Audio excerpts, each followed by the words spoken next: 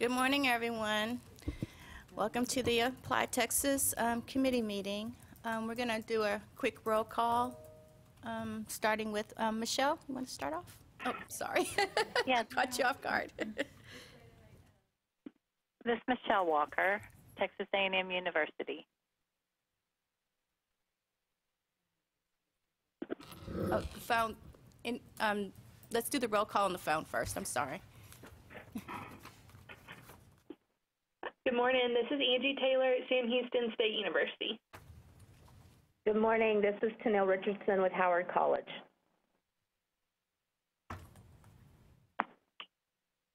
Good morning. This is Madeline Tolliver with Victoria College.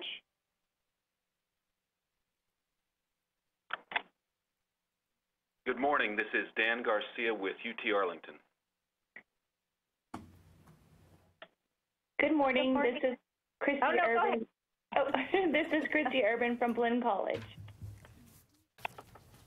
This is Rosie Dickinson from Texas A&M International. Hi, this is Debbie Gilchrist from UTRGV.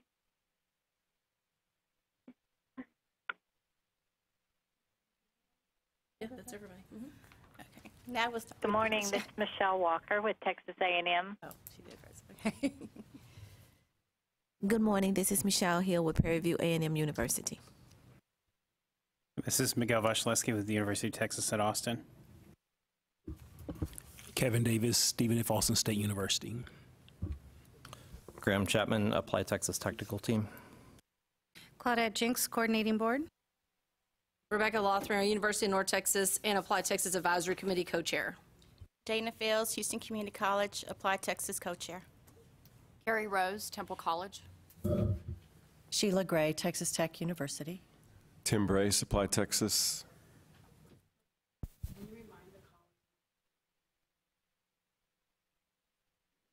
Also, just a quick note, if you're on the phone with us, make sure you don't put us on hold because we get to hear your lovely music when you do that.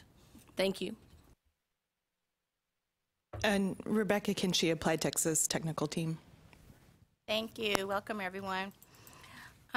You have the minutes in your packet. If you just take a few minutes to review those and for any corrections or clarification. And for those of you on the phone, they were emailed out this morning. I think on number 7, that should say verification after email. Is that right?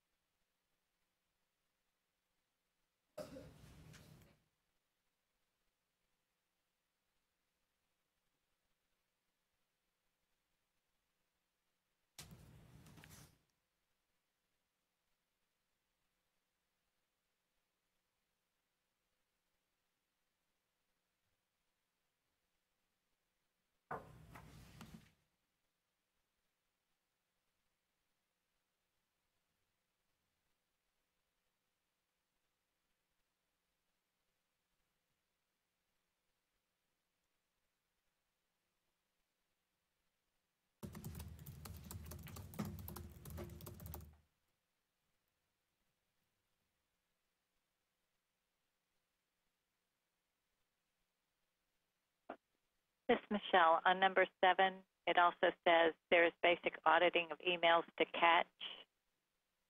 Probably intended to say to catch spelling errors or something like that. Which one is that? I can't hear very well over here. Number 7 again. Number 7. Okay.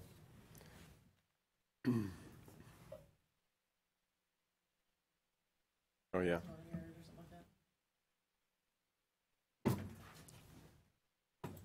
Yeah. Right. The formatting errors, I guess, is what we should say. We do basic auditing to make sure it looks like an email, but we can't catch a typo or something. So I would say there's basic auditing of emails to catch formatting errors. But this would be something that would actually see whether it's an existing email by pinging that server and seeing that domain and seeing if it exists.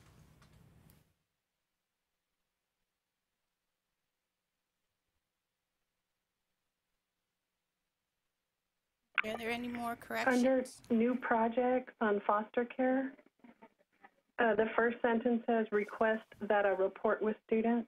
Maybe just remove the word that.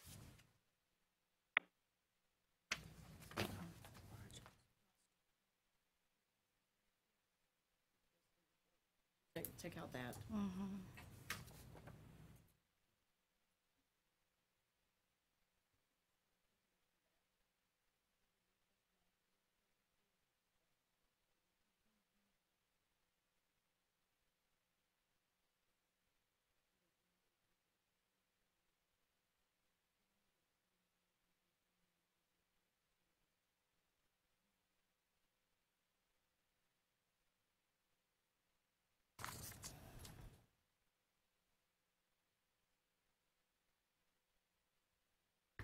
Okay, are there any more corrections to the minutes?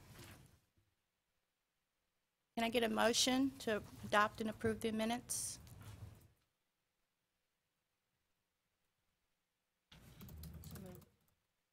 Thanks, Carrie. Can I get a second?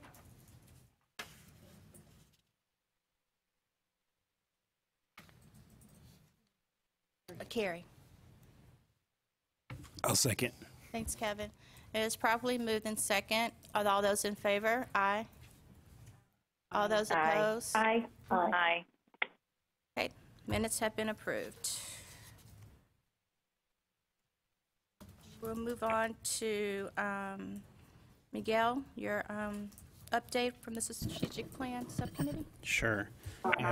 Thank you. We met on April 9th over the phone to talk about some of the information and findings we'd received from Zachary Taylor. Zachary Taylor is a graduate student in the PhD program at the University of Texas at Austin, and he has done some work with the coordinating board before.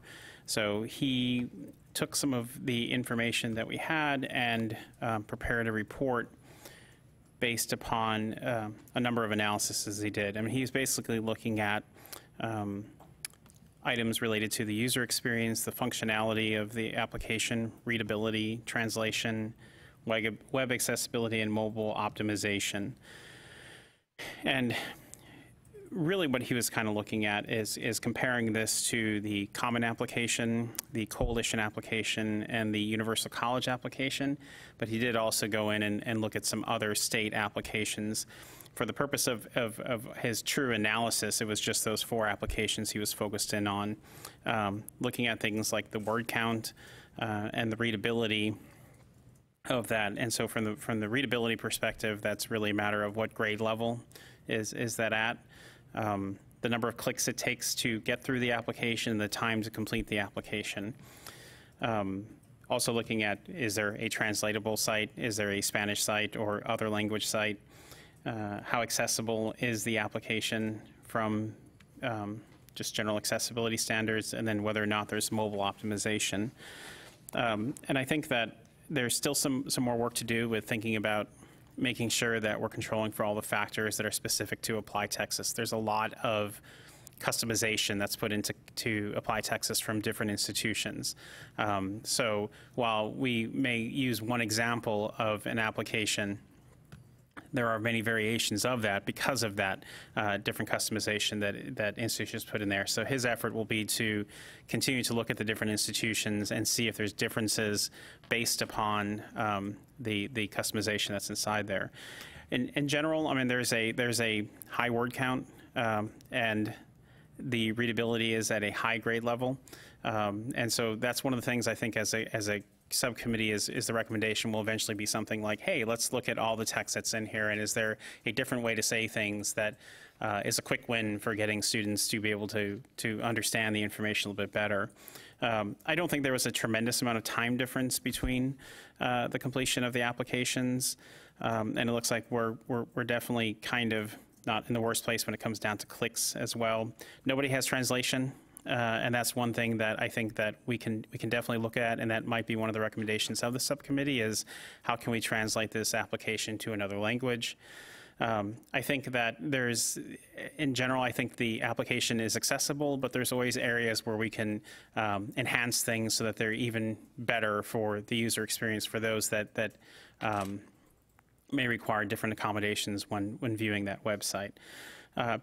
Common Application Coalition were mobile optimized, and of course Apply Texas and the Universal College application are not. It's also important to note that when we look at other state-based systems, such as the UC system, University of Washington system, SUNY system, they don't have mobile optimization either. So if they're not these very large corporation type things, they don't have that mobile optimization as well. And there's also issues with making it more accessible in different ways, and again, they don't have the translation. So I think that as we go forward, it's really about looking at, is there a way to make this more readable for students? That is going to require a lot of different thought on things. Should we translate this to another language? And then working on some of those accessibility issues that are there. We do have an opportunity, as noted by Zach, to become one of the first, actually would be the first, sorry, my screen messed up here, first large-scale college application system that can be readable by the general U.S. public, which is basically 8th grade level, web accessible for all people, translated into appropriate languages, and mobile optimized. So I think there's a lot of opportunity for us to really sort of lead in the nation when it comes down to applications. We briefly talked about a survey that we'd like to put together, and that'll be in coordination with the coordinating board to see if, first of all of the information that we recommended questions are things that we can ask based upon any coordinating board rules, and then to work with the coordinating board to hopefully get that out to folks. And basically that's just going over just open-ended feedback about the application, and then really trying to get some information about how students complete their application, where they prefer to complete it, and just generally any other experiences that are out there. So we're really, really grateful to Zach Taylor for taking some time. That I'm grateful to the subcommittee that signed in on that day. I think we have some great information to start with. It's important to note, too, that the Apply Texas technical team had their own analysis that was done. So I think it's about sort of consuming those different analyses together and then using that as the base for the plan. And we should be scheduled to meet pretty soon again to go over this survey and how we're going to go going forward. That's my update.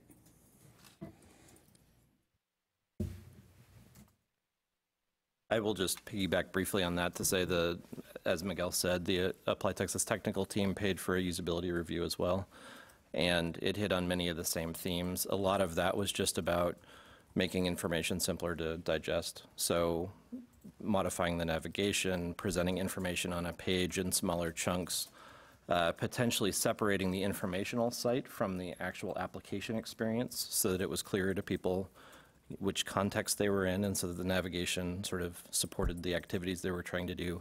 As we'll talk about a little bit later in discussion, there are a few small things there that we think are doable very quickly. The rest of that we would feed through for discussion for future enhancements. Thank you both. Are there any questions? I don't have a question, but I was sat in on that subcommittee meeting, and it was understood that Zach would also be able to look at every institution individually to address the, I guess, because we discussed a lot of the customization that could be happening, we weren't sure that any true findings were specific to one application, so there was an opportunity that he would allow more more review of other institution applications, and that might be coming down the line, or was that something we're still thinking about? That should definitely be coming down the line. Yeah. Okay, I just wanted to make sure. I have it was in the meeting and really appreciated Zach and the work he's done and his attitude about the whole thing. And as Graham mentioned, we had the usability study, and it more focused on very specific things that could be changed, which is nice. And so there was some overlap, but also the usability study went in greater detail on exactly what's on pages. The thing that stuck out, a couple of things that stuck out to me on Zach's analysis. One had to do with word count, and I think there might be a difference in the way he assessed the different applications, but I'd want to see if he would follow up on that, because if there are a lot more words that have to be read and Apply Texas to get through a whole app versus the others, we'd certainly want to look at that. The other thing that concerned me that I think we need to take a look at is the readability that you mentioned. If I remember, there wasn't a huge difference between Apply Texas and the Coalition, but there was a big difference between Apply Texas and the Common App. That is to say, the level of grade, the grade level needed to be able to read the English, the level of English that's in the questions, and it was quite high, higher than you would want it to be for a junior or a senior to be able to understand everything in there. So I think that's going to be something to maybe take a look at in the future. And if I remember correctly, he also was interested in, once we get the custom question list, that he would run those through his readability software as well, which would be helpful. But I found the whole thing very exciting and very interesting, and I really appreciate. He did a lot of work on a lot of different apps, and looking at the different comparative methods he's using was really interesting. What I also liked was the fact that it almost confirmed some of the things that were already there, but also what is being done currently to address things that he's already identified. So work is already happening to address it, especially with the transition from, to AWS, that there's more opportunities for some of these capabilities that he mentioned, and then the usability study was already happening. So it was very eye-opening. So I was very thankful to Zach and for Miguel to put that together. So it was really, really good information.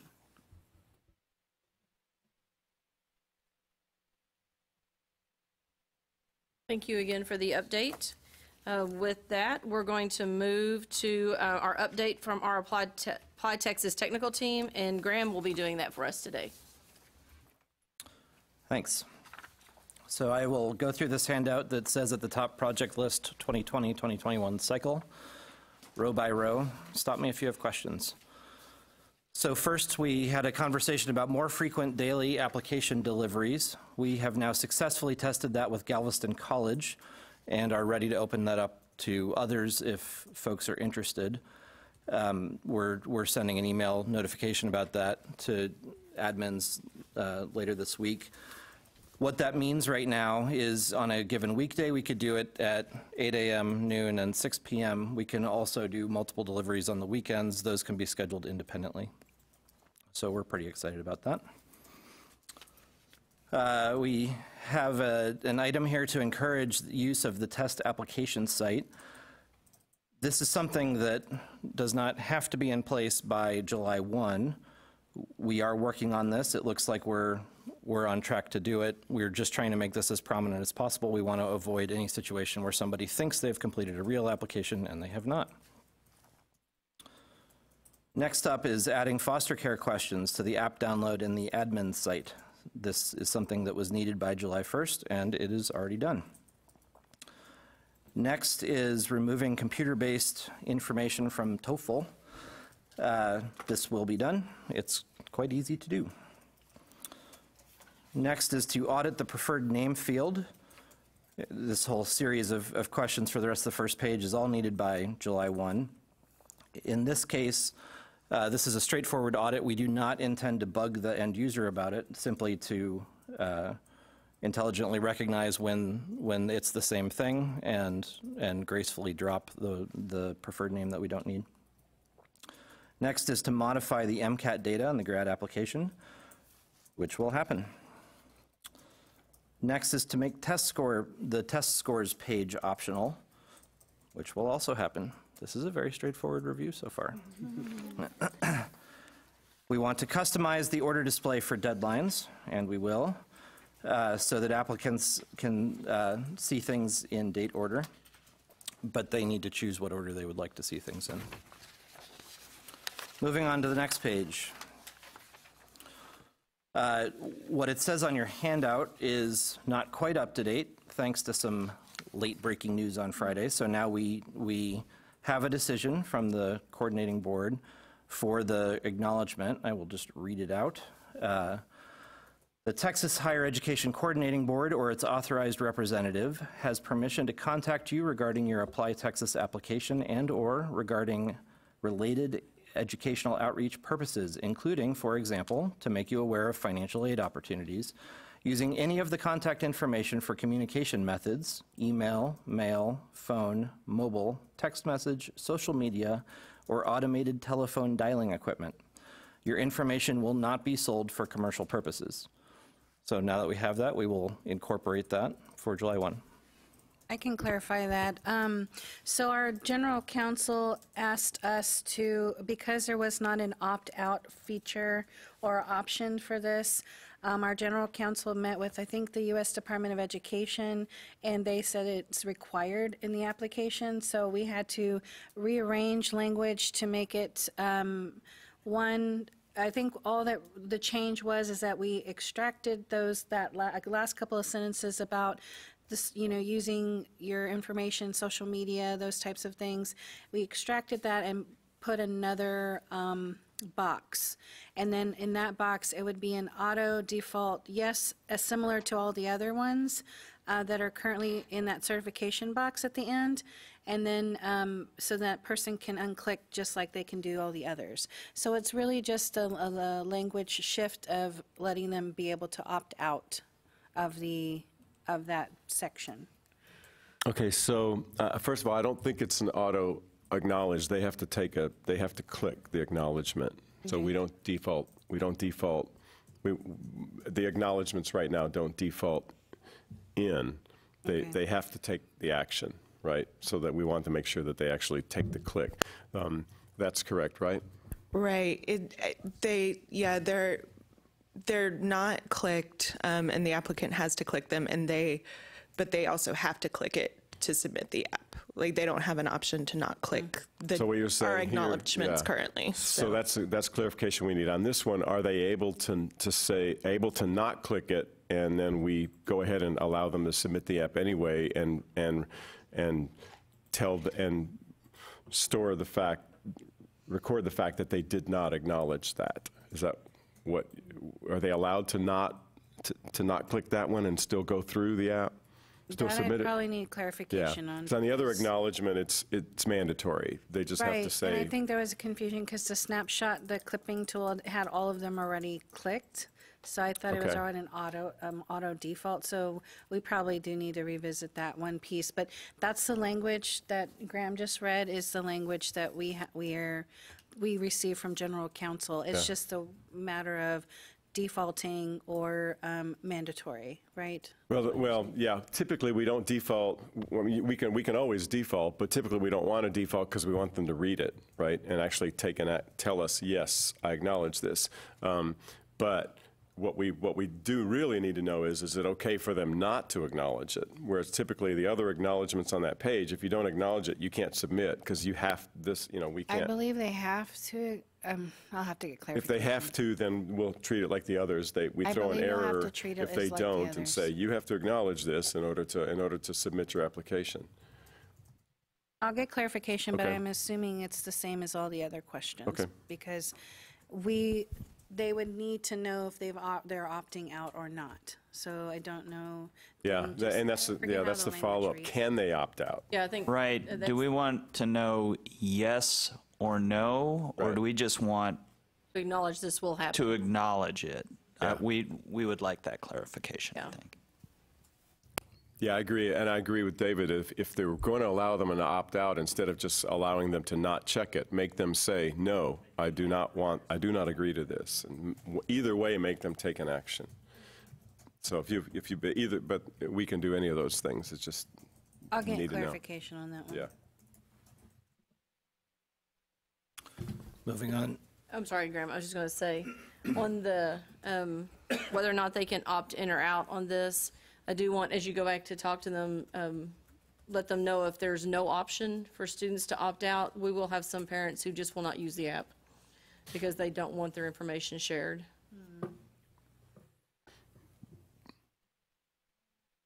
That's why there is discussion on including the opt-out.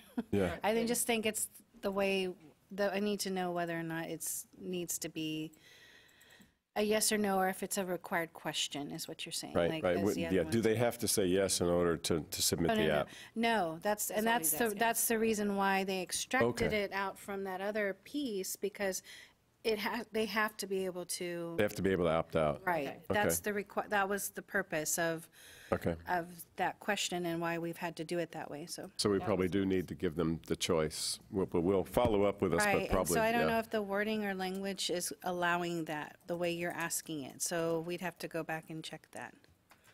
Yeah.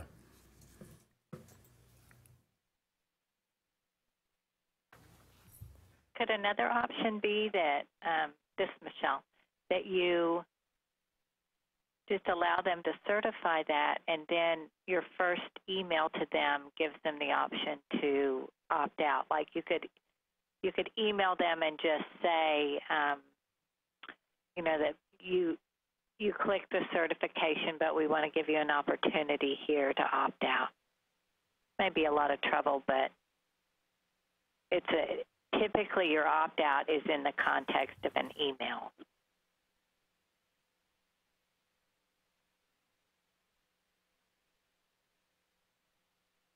They're thinking. I mean, certainly we can look at that. I think the essential question is just what is the behavior desired if somebody does not agree to share the directory information, and then whether that's all at once in the website or through a follow-up, is negotiable. I think it's probably somewhat more straightforward to just say, in that moment, you are making the decision. Is there any overlap in this language in the acknowledgement that's already there? We might want to take a look at the text in the acknowledgement that's already there to make sure there's nothing to take out, because there was some text in the acknowledgement that's already there about some of this stuff, wasn't there? And part of it was separating it out so that they could say no to this part, but we might want to review the other one so that it doesn't duplicate. Right, no, it wouldn't duplicate, because in taking the section that they were concerned about out, that's why because all the other, it's I don't have it in front of me, and I don't want to read it, but it's a big paragraph that just had everything wrapped up into one, and so we had to section out that one piece that they were allowed to opt out of and make a whole other checkbox.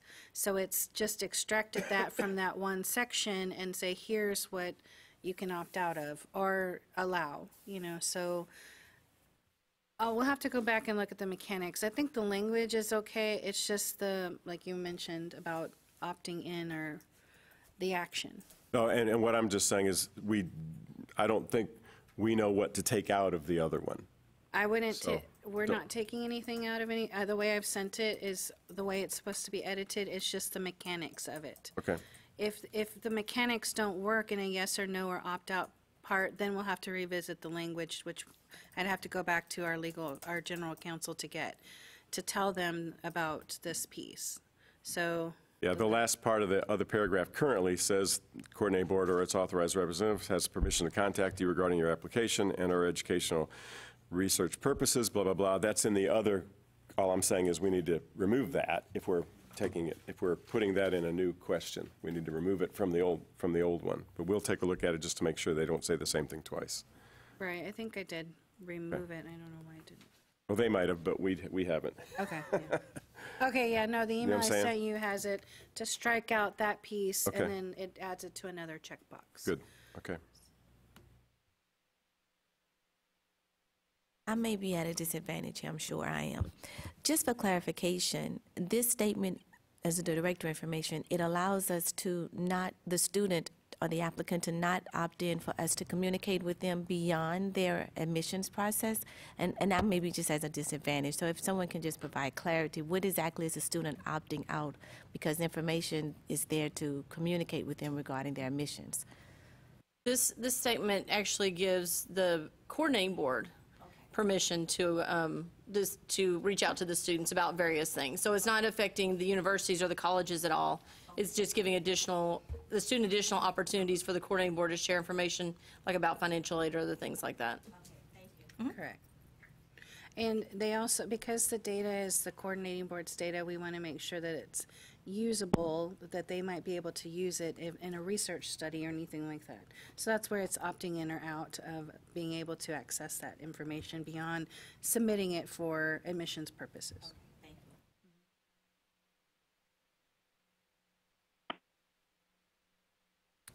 Everyone ready to move to the next item? Graham, this is Rosie from A&M International. Just clarification, this will be ready by July 1st if everything else is fine? Yes, assuming that we pin down the desired behavior, you know, in the next few weeks. Thank you. So next up is a decision tree to help make sure that people pick the right app type. This is done, we've done so by incorporating it into the help documentation so that people can look at it and see which one best fits them.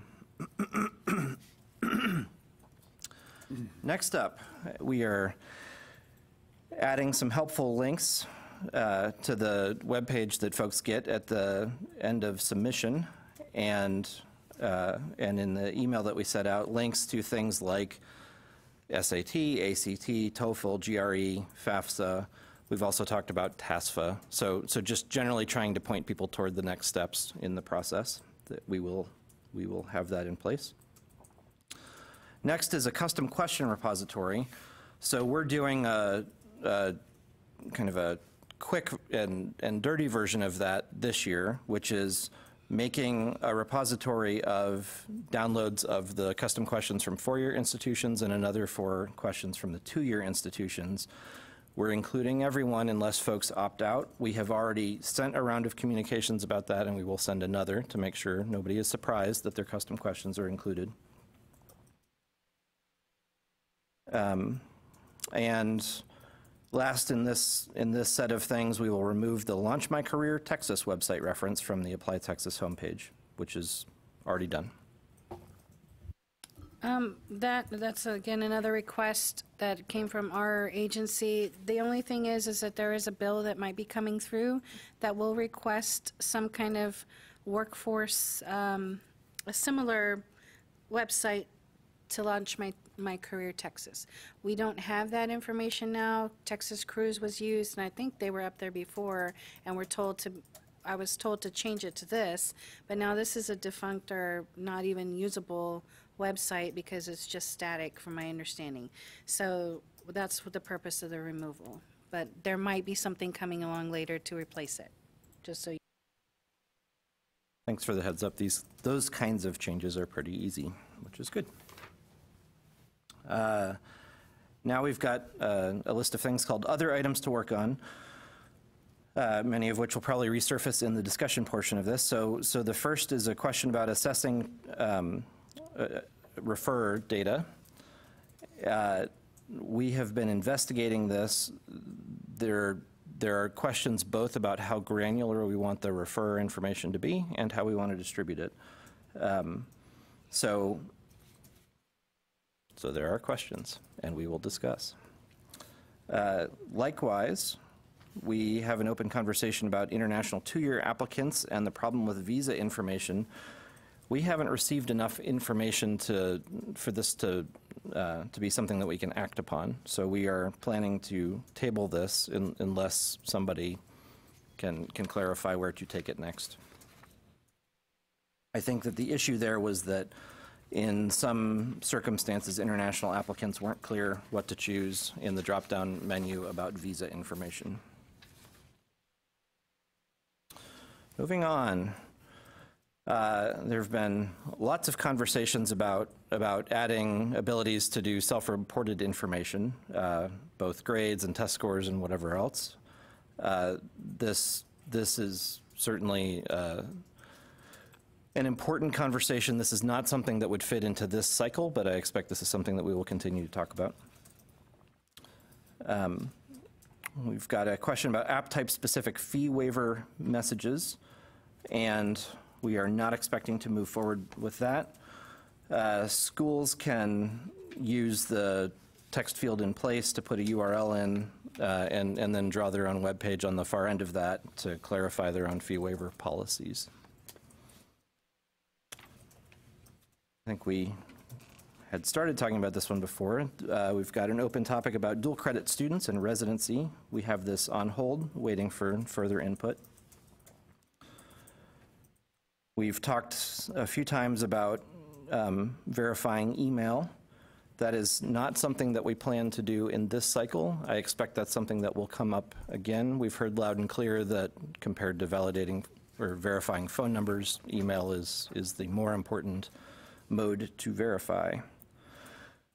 We've also heard questions about delivering in format other than EDI. So we've started surveying schools. We've talked with your IT folks and are building a list of what kinds of options folks are interested in. We expect that will not be in scope for this cycle.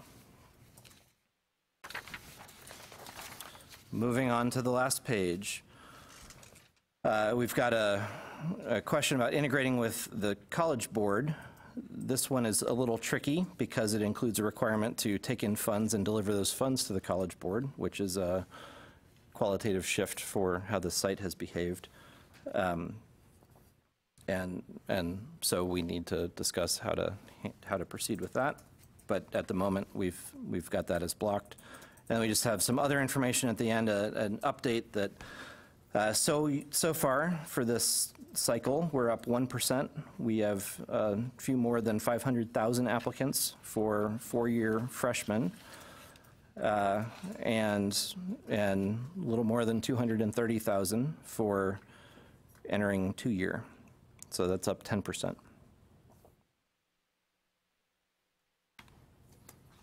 Any thoughts or questions before we move on to thoughts and questions?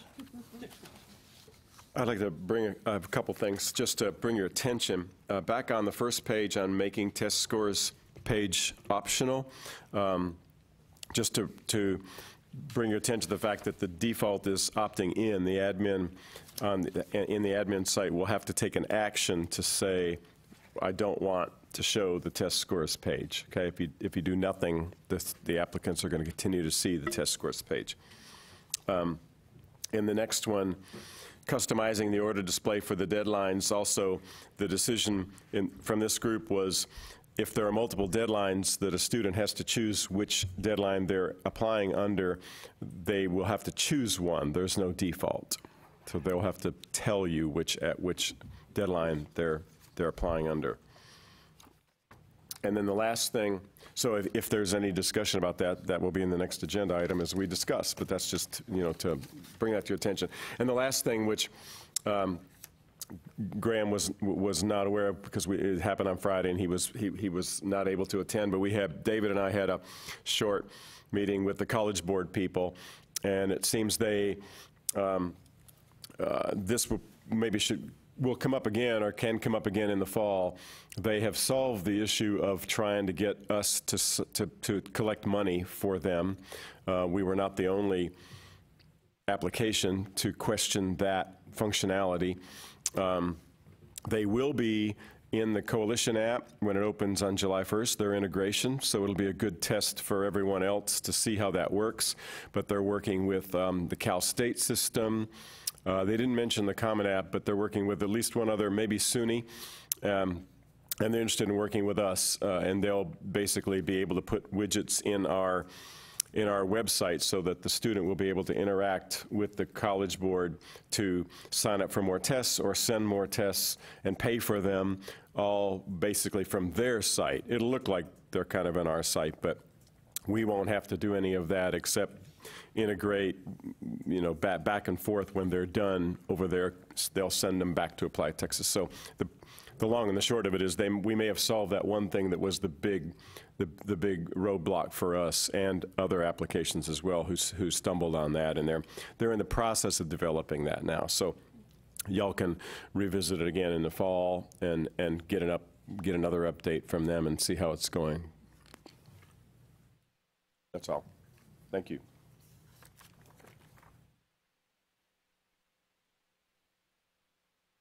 Thank you very much. So the next thing on the list is discussion and consideration of proposed changes to Apply Texas forms or procedures. So this is where we can look at some additional items for this year. Okay, I'm getting a yes on that. Sometimes this is actually in our cycle, normally very late, to be bringing in new ones. So I wanted to make sure we were okay with that. Yeah, and also if there are clarifications we'd like on some of the issues that Graham mentioned in the update, if there are any further discussion to go on in that, this is where we would talk about that too. So some of the items are on here because we would like to run it by you again or get approval for something. Perfect. Really quickly, so Tim sent me these documents, and I kind of prettied them up by actually labeling them at the top. So you should have something that says Apply Texas 2021 Cycle Enhancements. That's the next document you'll use. So it looks very similar to the project list with the updates, but then Tim sent it as far as discussion points to go and re-review. He added the notes and actions, and then, so it looks similar, but it's different, just so you know. But I went ahead and tried to label it a little bit better. But and I did that. I could have left out the ones that have none under discussion points, but that was our opinion that there are no discussion points, and maybe your opinion would differ. But if there are no discussion points, then as you said, a lot of the things can be just skipped and moved to the ones that do have discussion points. That's the extra column in this one. Otherwise, it's really the same, pretty much the same document. Right, and I do want to revisit, I don't know, Graham, if you want to start from the beginning, or if... I'll just ask, we don't anticipate discussion on anything on the front page. Give you a moment to say, no, wait, I would like to talk about something. Okay?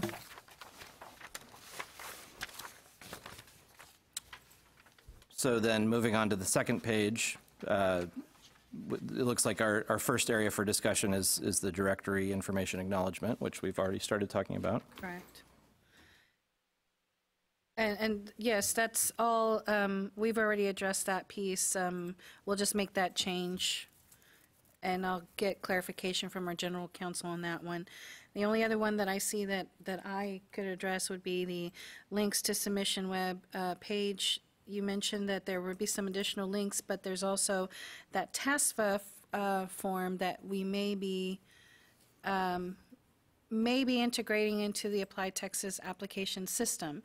So for those of you, I've been working with Graham and Tim on this a little bit, and so I'm going to take the time to mention it and hear any feedback you all might have.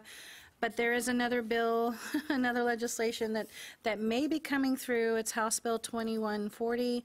And there's another related bill, I think it's House Bill 5 or Senate Bill, I don't remember what it is, but I know House Bill 2140 is one that we've been working with the legislature, an author from there.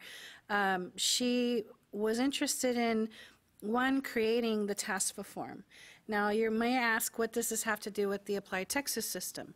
Well, they wanted the creation of a TASFA, formal TASFA, Texas application for student financial aid, for state financial aid. Currently, it's not a form that is a legal document. So this legislation would, one, create that document, but it also required that it be online. And so the only thing, people thought it would be logical to add it into the infrastructure of the Applied Texas application because there's already a built infrastructure.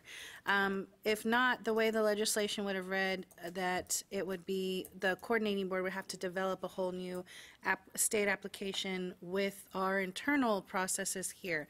So it made sense in some way to integrate it into the Applied Texas system. And I talked to Graham. UT Austin already has an existing online TASFA form that they've created, but the way the mechanisms work a little bit differently because it's data that they receive in a different way. So we're essentially working with the author of this legislation.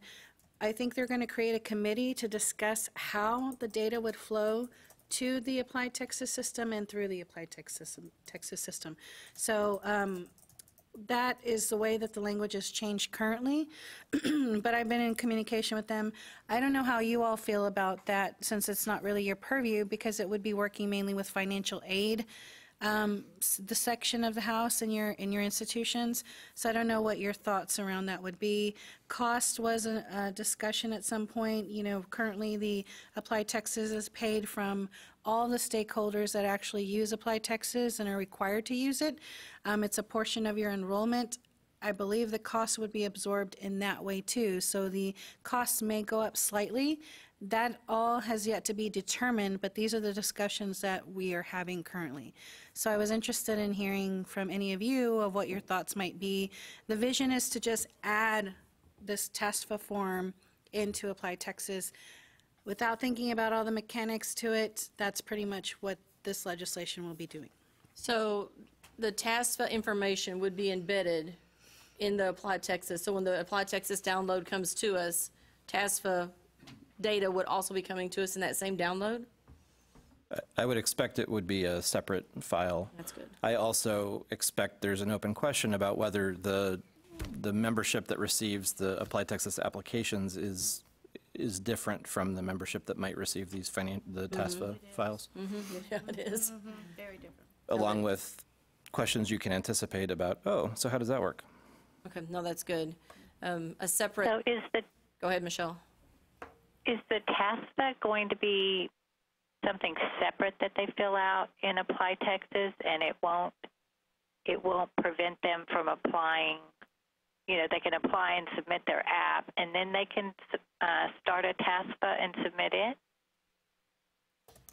The mechanics are still, we're working with Graham and the team to discuss how that would be, but I believe that this, and I might have it wrong to all of you in the technical side, but I believe the application would be housed separately, but within the infrastructure of Applied Texas. Does that, it's not actually, it's almost like creating a whole other application, like you have multiple applications for International App and all those other apps. It's another application that would be housed that Applied Texas would be able to offer a student here in Texas.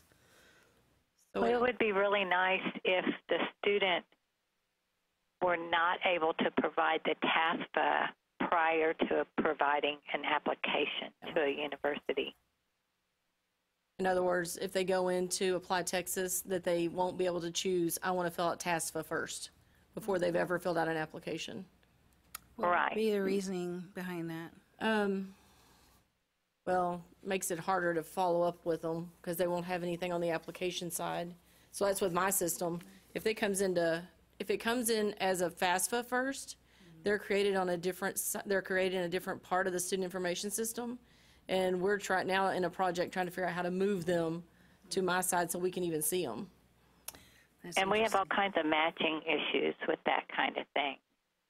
So if we get FAFSAs, and plus we end up, we get a FAFSA or we get a TASFA and then they never apply, we've created a student record for that person and we have to keep it, and all kinds of implications there. But matching can be an issue as well. So you are saying that that's still an issue regardless of it's a TASFA or a FAFSA, right? Yeah. Okay. Yes, Michelle. The question that I have. It's an issue with FAFSA right now, so I don't want to create the same issue with TASFA. So we will use the TASFA in the same manner in which we use the admissions application, whereas for every application for admissions, you have to complete a TASFA? Or will we be using it in the same logic as we use a FAFSA? You do one TASFA and it can list up to how many schools can have access to that information? Is that the goal? That's a good question and something that would need to be explored with the technical team because, again, the mechanisms of how the data will flow is still very new. The legislation that has been proposed did actually change it to create a committee of financial aid advisors and stakeholders that actually use the application, which probably would include this technical team here to help figure out how data flows to and through, to the institutions and at what areas. But that's a good point because that would be a good mechanism for every institution to have. But what's happening is, since TASFA is not a formal document, every institution has a different way of how they process state aid. So they could use the TASFA form. They could create their own online. I know there's a couple like UT and some others in the Valley that have created their own online system. They have a hard copy TASFA form. Sometimes the institutions make students that qualify for state aid use a hard copy FAFSA form, and then they submit it in that way, or they just have their own application. So there's a variation of different ways across the state in which they process the state aid. What this legislation will do, if it is moved forward, will create an actual application for every institution to use. Now, whether it's required, that language is a little loose in there still, but there would be an option for a student to be able to send it to multiple if we were able to set it up similarly with the technical team. And that's all a lot of weed stuff that we'd have to get to eventually. But, it's a good question.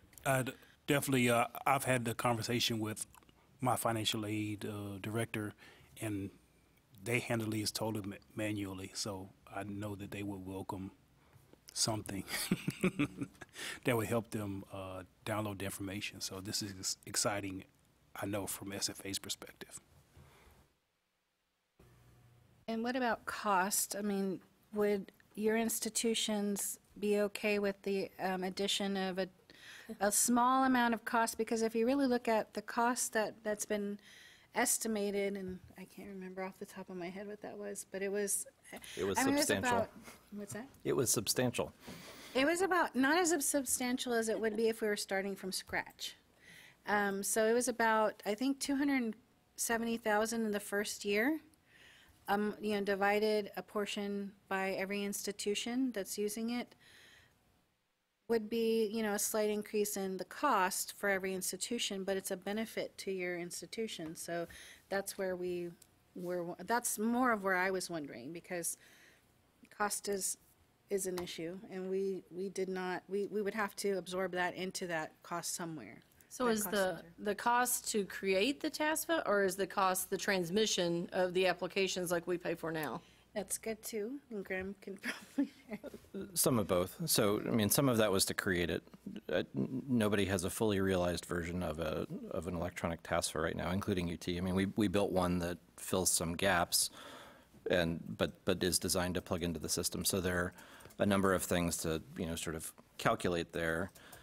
Then there's an open question about how is that information transmitted? Is that something that would go through the same middlemen processing that the applications do or not? And are there institutions that would want this information or be legislated to have to be able to receive this information that are not members? Oh, yeah. So is this a push model or a pull model? So at some point, given the mystery, I just sort of put in a wiggle factor.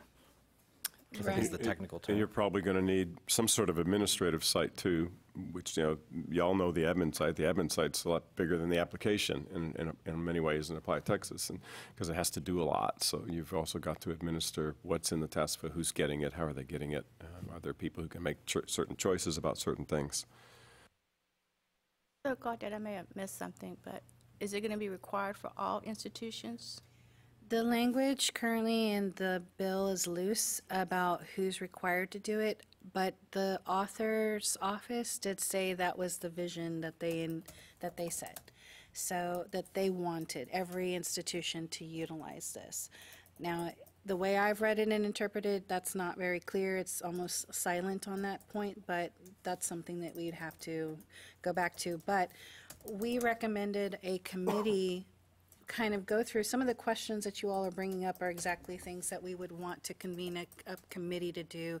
There was some questions on whether to bring that piece to this committee, and no, it would probably be, it needs to be separate because it's a separate, you know, like you said, a separate housing of financial aid advisors that would have more information on how that data would flow rather than the admissions piece. But I do think a lot of you would be beneficial in adding some of that context on how things flow from one thing to another because you know the system itself. But that's why the language was left a little bit loose in adding stakeholder input as well. But we'll see how that goes. This is going to sound silly because it's just moving from one basket to the next. But the purpose of this is for TASFA, which is a financial aid purpose, and we're looking at needing to pay for that both in the construction and in possibly the submission of the applications. Honestly, I would see this as something that would be absorbed by financial aid offices and not admissions offices. Exactly. And see, I would in favor of a separate file because I don't want to be responsible for giving financial aid their apps. Yep. Right, and I think that's the way it would work generally. The cost, I guess, in general, wouldn't be to your direct budgets, but to the institution as a whole. Now, how we can still flesh out how that would work as far as charging and payment, which would mean that if we were to do this, it would be that we're just doing a whole other billing or invoicing separately. Those are a lot of weed details that we haven't yet gotten to, and I'm hoping that that would be part of what the committee's work, if this moves forward, that the committee's work would be, not this committee, but the established committee in the bill that would be the bill. So I will update you all probably online since this is our last formal committee meeting, but I'll update you on that progress because it would be a big change and a big difference to the team and who's working on it. So that would be something that we would need to make you all aware of.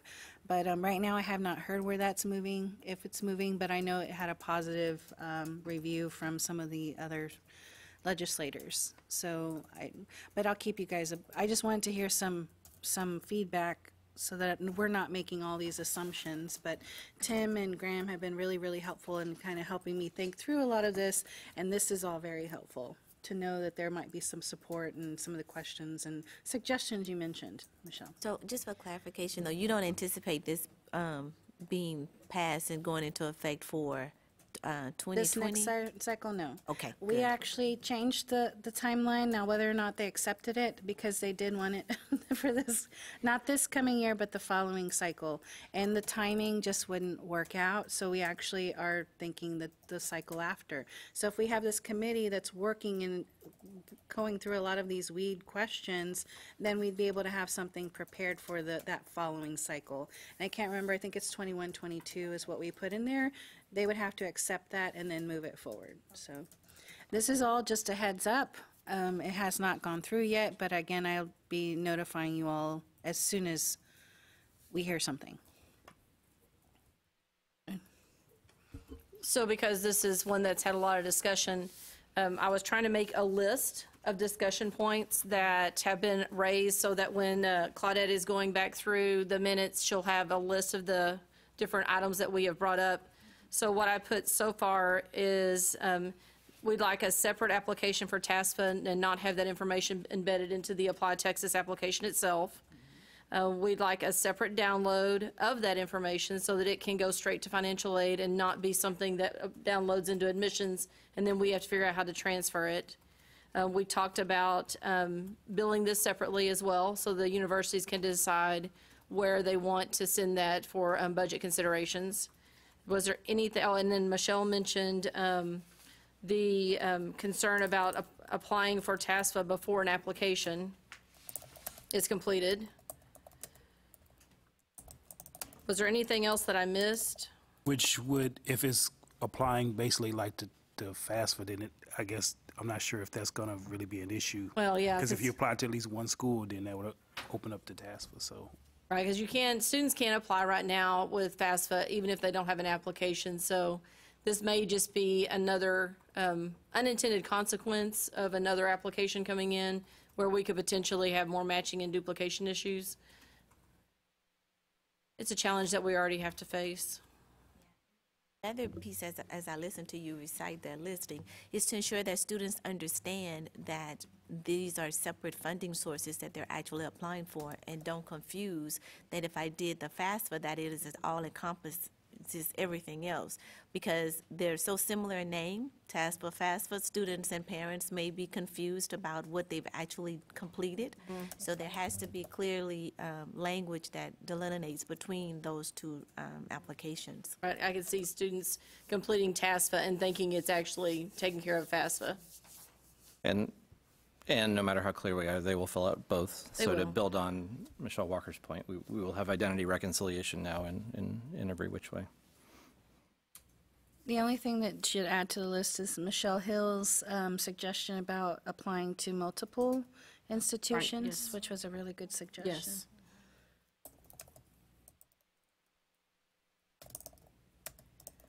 Yes.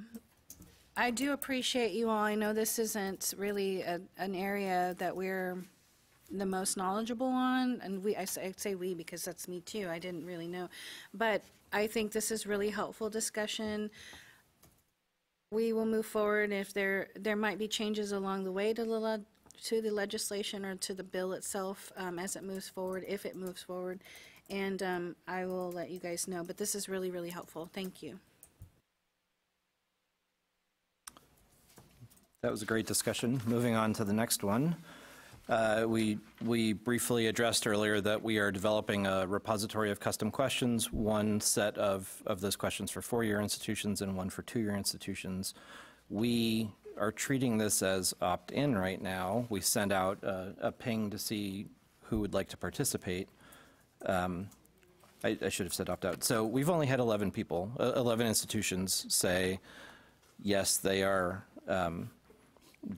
happy with this. So given that low participation, we want to make sure that we don't surprise anyone by including custom questions if they don't expect it.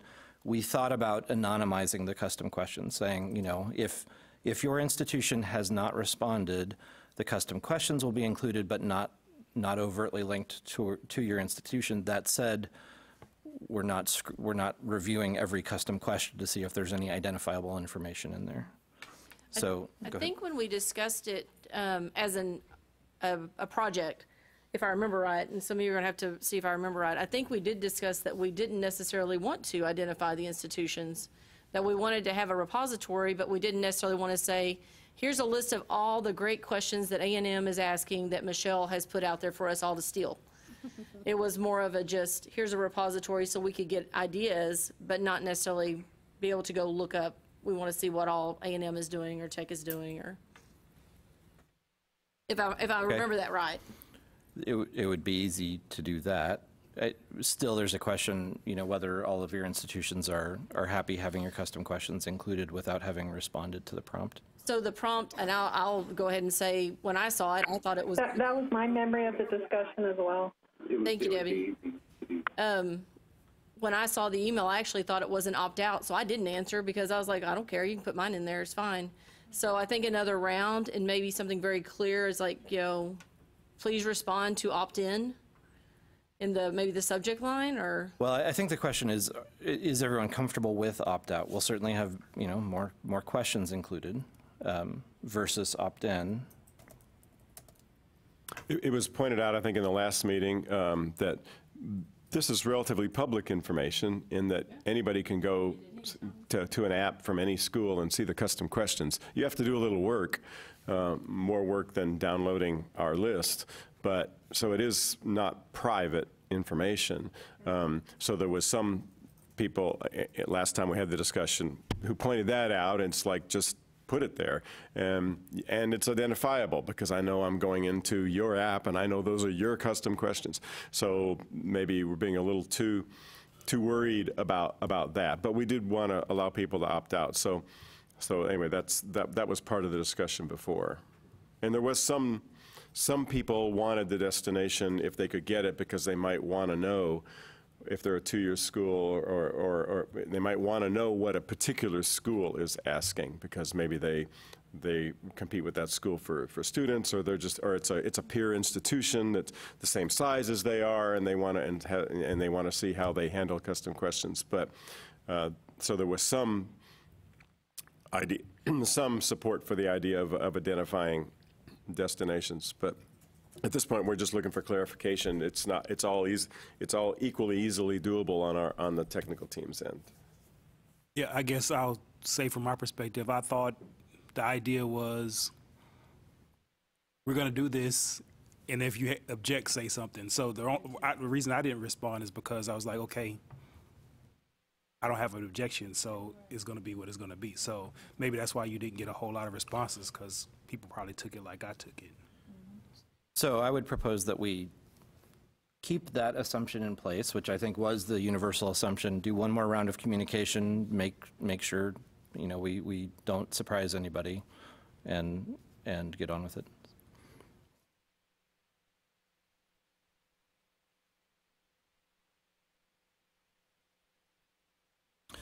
Okay, moving on to the next topic at the bottom of this page under other items to work on.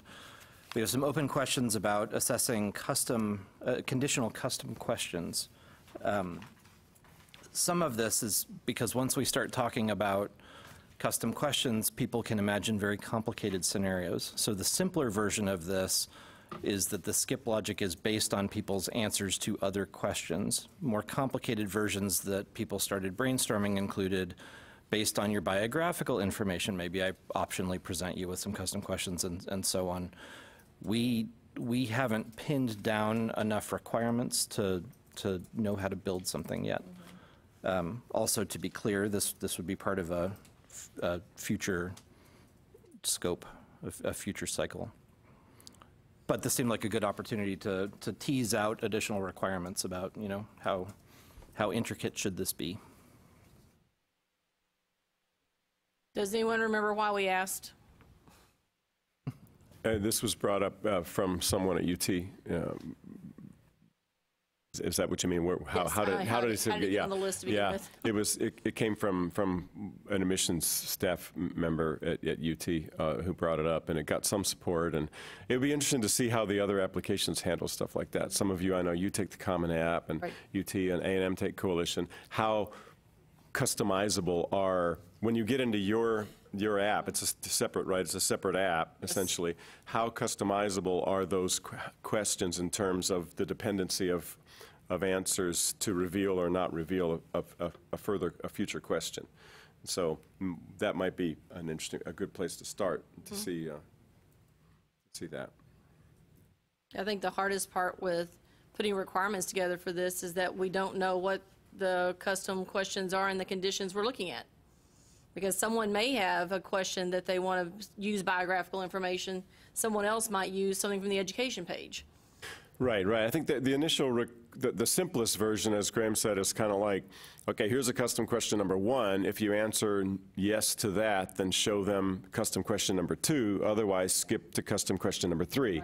Right. The more complicated is, oh, they're from Houston, so show them this custom question. You know, and that's obviously a lot more work and a lot more complicated. But maybe if any of you set up surveys in Qualtrics or SurveyMonkey or whatever, they have skip logic.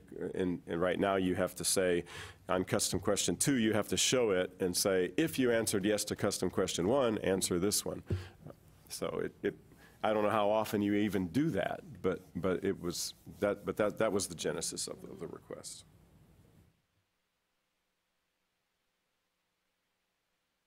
Thoughts from the committee? Yeah, this Michelle.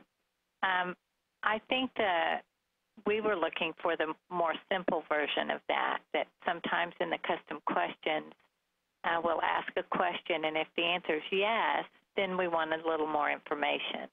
I can think of an example on one of ours was it had to do with previously attended institutions. You know, were any of your previously attended institutions part of a study abroad program? So if you say yes, then we would want to know which institution. But if you say no, you could skip that question. So there are several several ways you can use that custom question so that you're not having to ask 3 different questions to get the information you need.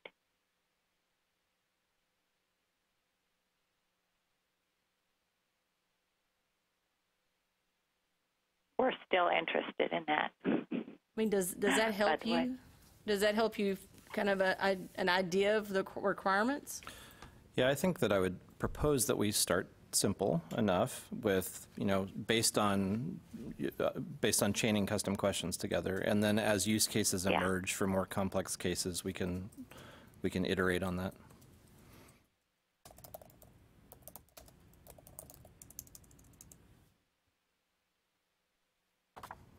Anyone else? Okay. All right, moving on to the next page. We've got this open question about assessing refer data. And some potential hobgoblins here. So I think the request has been to include this in the application file. And the more that we tie where somebody came from into the application file, I think there might just be some questions both about what all information can we receive and are there any new privacy implications based on including this information. So we heard this as, I think, a singular request and wanted the full advisory council to weigh in on the merits of this. I'll address this a little bit too. I've been in contact with the initial requester, which was Texas A&M Commerce, and when it was brought up in the last meeting here, there were a few nodding heads that seemed like you probably have people in your admissions office, in your recruitment office, in your marketing, who might be interested in how often, if you put a link to Apply Texas in various places, where people are going to Apply Texas from. The question comes as to, there are follow-up questions, as Graham suggests, about, how are you going to use this data? Who wants this data? Do you all want it? Are you all asking the same questions about it? In the Commerce, they are very interested in tracking applicants and where the applicants came from, and so the request, or the question was, could we put that data into the EDI and send it with the application file? And of course that identifies it with a student. We would have to, there are privacy considerations because we're very transparent in what we do with the data, and we would need to change our privacy policy and show that to the student, or have an opt-in that would say it's okay for you to show this data to the institution, and let them know we're collecting that data. And but if you're looking at a more kind of gross number, like when people come to the Apply Texas homepage, where do they come from? Do they come from this page from Stephen F. Austin, or from that page at Stephen F. Austin? And you could attach things to the link on from those 2 different pages that were different, and we can grab that information and run a report on it, or store it and then run a report on it, but not send it along in the EDI, because people may not even apply, for one thing. And so really the open question I have is, the team has, is, what are the requirements, basically? What would you use this data for? It may not even be you that knows that answer that question. It may be people in your office, but if there's an interest, then we'd like to follow up on what are the requirements, so that we don't build it based on one request and then it turns out, no, actually I don't just want the people who apply, I want everybody who goes to Apply Texas. If they hit the link from this page, I want to know it, whether they log in or save or apply or whatever, because we want to know how people are getting to Apply Texas. So that's kind of the follow-up we need as a tech team, is what direction in terms of our direction. Do you have any thoughts on it, or maybe you need to go back and talk to your recruitment and your marketing people? I think it'd be, a lot of this would come from the marketing side. I actually am trying to reach A&M Commerce right now to see if they're available to give us a little more information about what they were thinking. And it would have to be that they're looking for, I would expect, that they're looking for externally where students are when they go to Applied Texas and ultimately apply to Commerce. Because internally, you can track. If they're on this page and they go to Applied Texas, you can track that internally and see your click-throughs. So I don't know, I guess my marketing folks would probably be very interested in where they start out. I just wonder if it's something that many universities are interested in or find it a high priority or even a medium priority for a project. I'm sure that, I'm sure that that the marketing side is very interested in how well their marketing is working, right? So I'm just not sure. From our point of view, we need to know, are there enough commonalities here where we can come up with a project that would say this would satisfy at least a number of institutions, that if they send us, if they attach something to the URL that identifies their school or this campaign and school, and maybe, as you said, it might be in an ad somewhere online, and it says apply to my school, then we could store that information. And then the question is, what do we do with it once we have it? What if they don't apply? Do you want to know? Do you only want to know the ones who apply?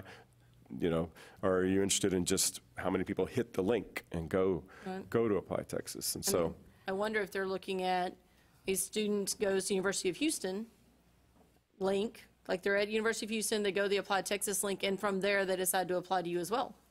Yeah, that's a question. The kind of we thought about that too. Is like, do we want to reveal what page the student was on before he went to Apply Texas?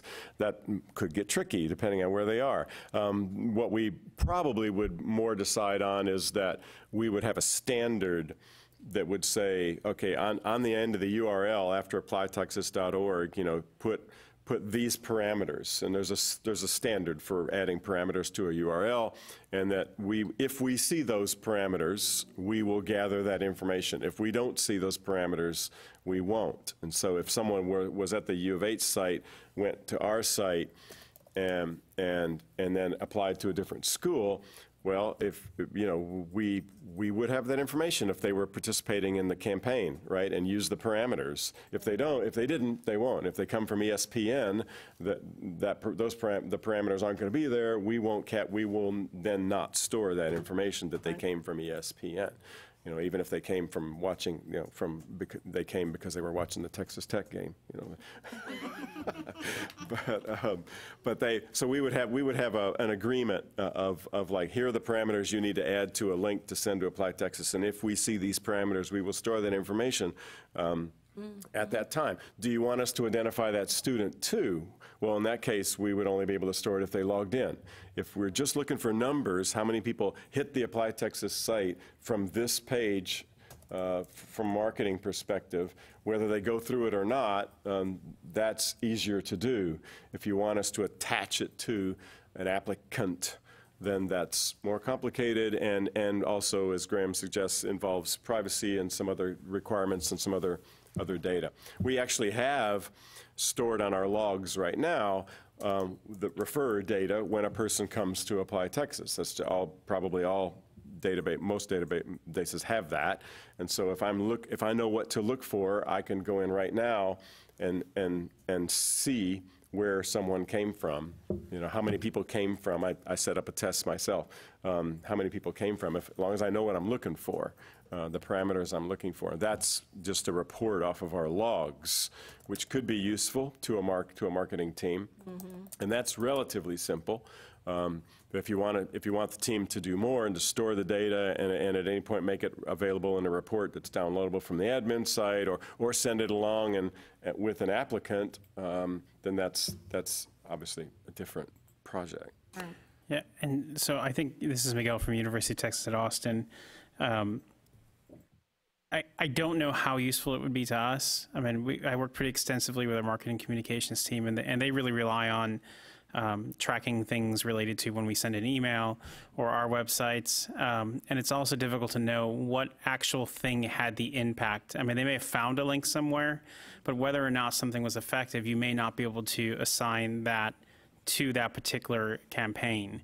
Because there may be multiple things that the students saw. They may have seen this email, but then they were encouraged by their high school counselor to do it, and that's just the most convenient thing that was there. So from our perspective, I mean, I think we'd get the data, but then we probably wouldn't do very much with it. Yeah.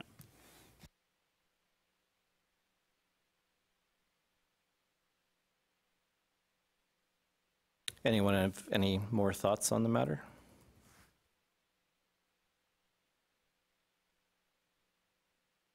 So we also do not have priorities filled in for these items that we're discussing.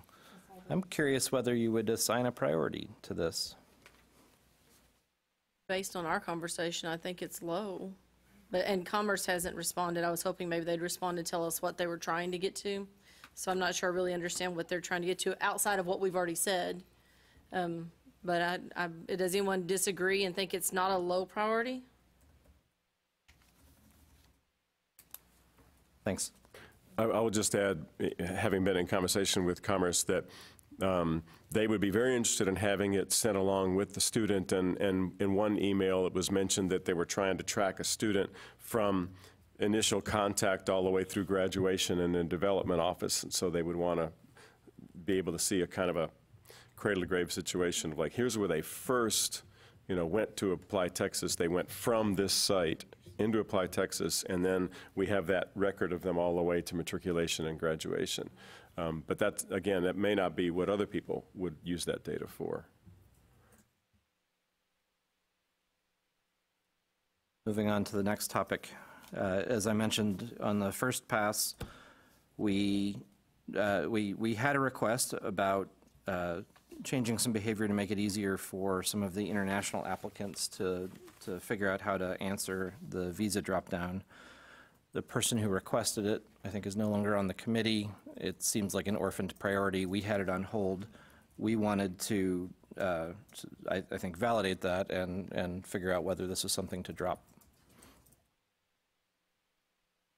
And I think this was mentioned a little bit earlier when that we're not quite clear what the problem is. Rebecca, you had kind of figured out what the problem was on this, is that right?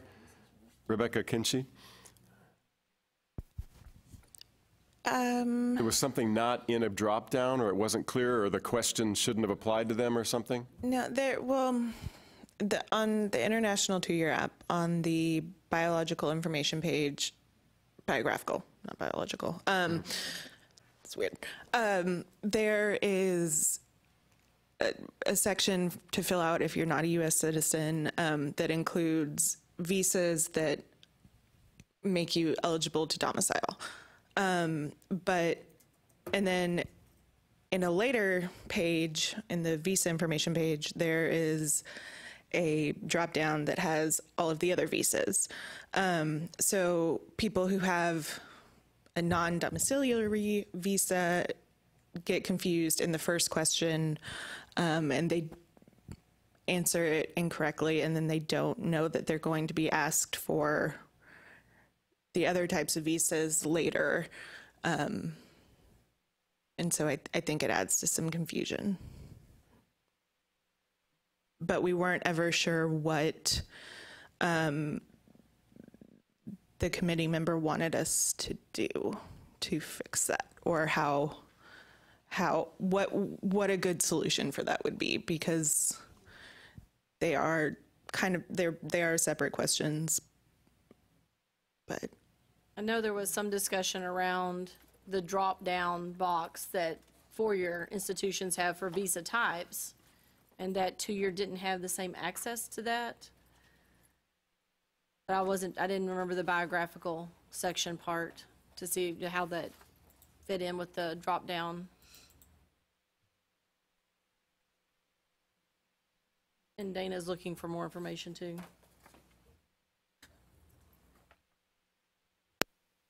Yeah.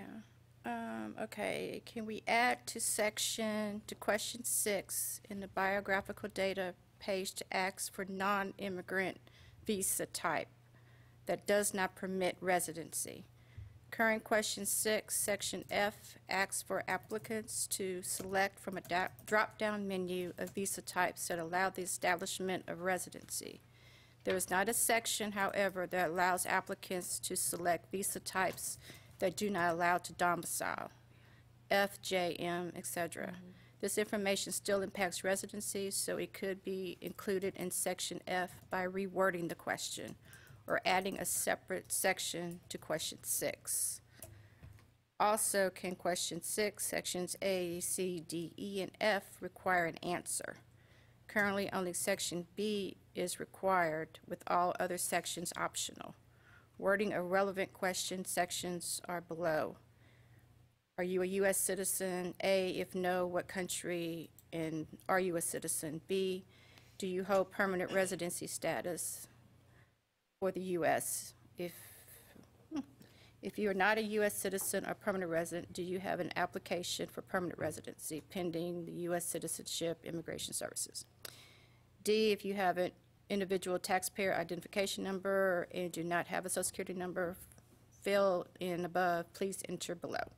Otherwise, please leave blank. If you are not a citizen or permanent resident or have no application pending with the USCIS, did you live or will have lived in Texas for 36 consecutive months leading up to high school graduation or completion of a GED? If you are not a U.S. citizen or U.S. permanent resident, are you a foreign national here with a visa that makes you eligible to domicile for Texas residency purposes, or a refugee, asylee, parolee, or here under temporary protective status?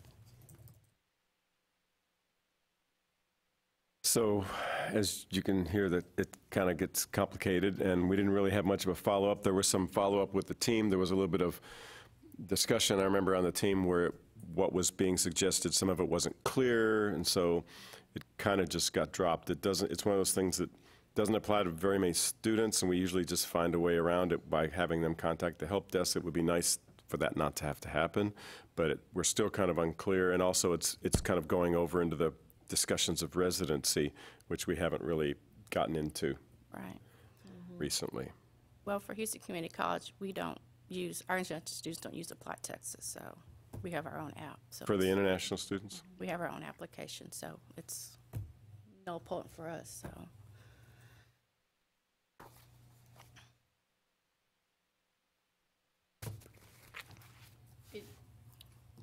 It sounds like it's back to a low priority, since we're really not sure that we understand completely what the idea was behind that.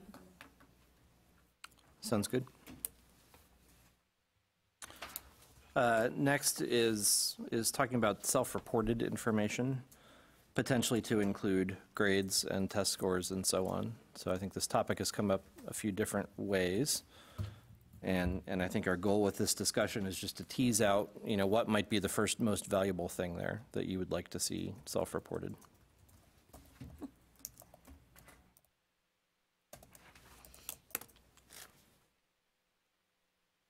Anyone want to throw out Texas some? A&M. Okay, there you go. Go ahead, Michelle. I would say the self-reported academic record being the high school transcript and all the information in it: courses, grades, grad plan, rank, grading scale. At a minimum, copy what's available on Coalition, what a student can self-report.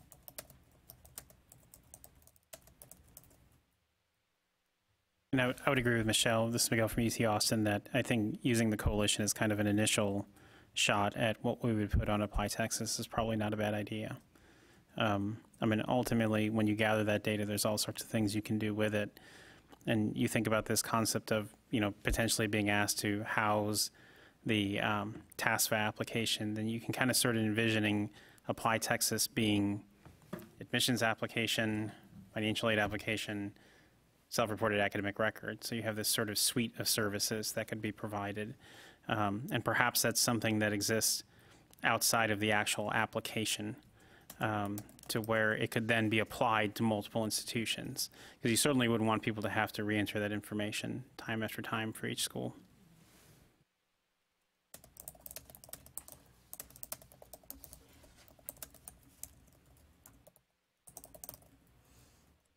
I know with ours was much more simple because we don't recreate the transcript in our system. So we were really at University of North Texas just looking at self-reported test scores and potentially ranking class.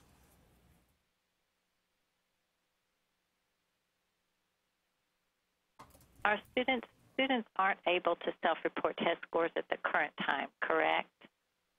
In Applied Texas? Right. Just when they took it, yeah. Right. It's the date they took it. For grad, they can report scores, self-report scores, but for undergrad, just dates.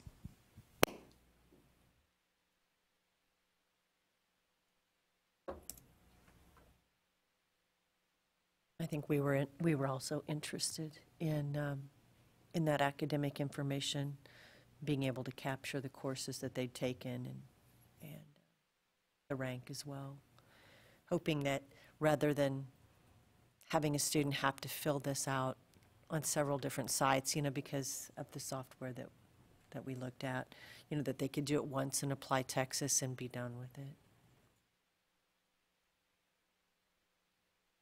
I know this has come up before with Claudette knows and Graham. So that's part of it is how much do we need to build something, or is there the possibility of getting this data, having either build a separate standalone something, or having it somewhere else that we could bring it in and send it with the app.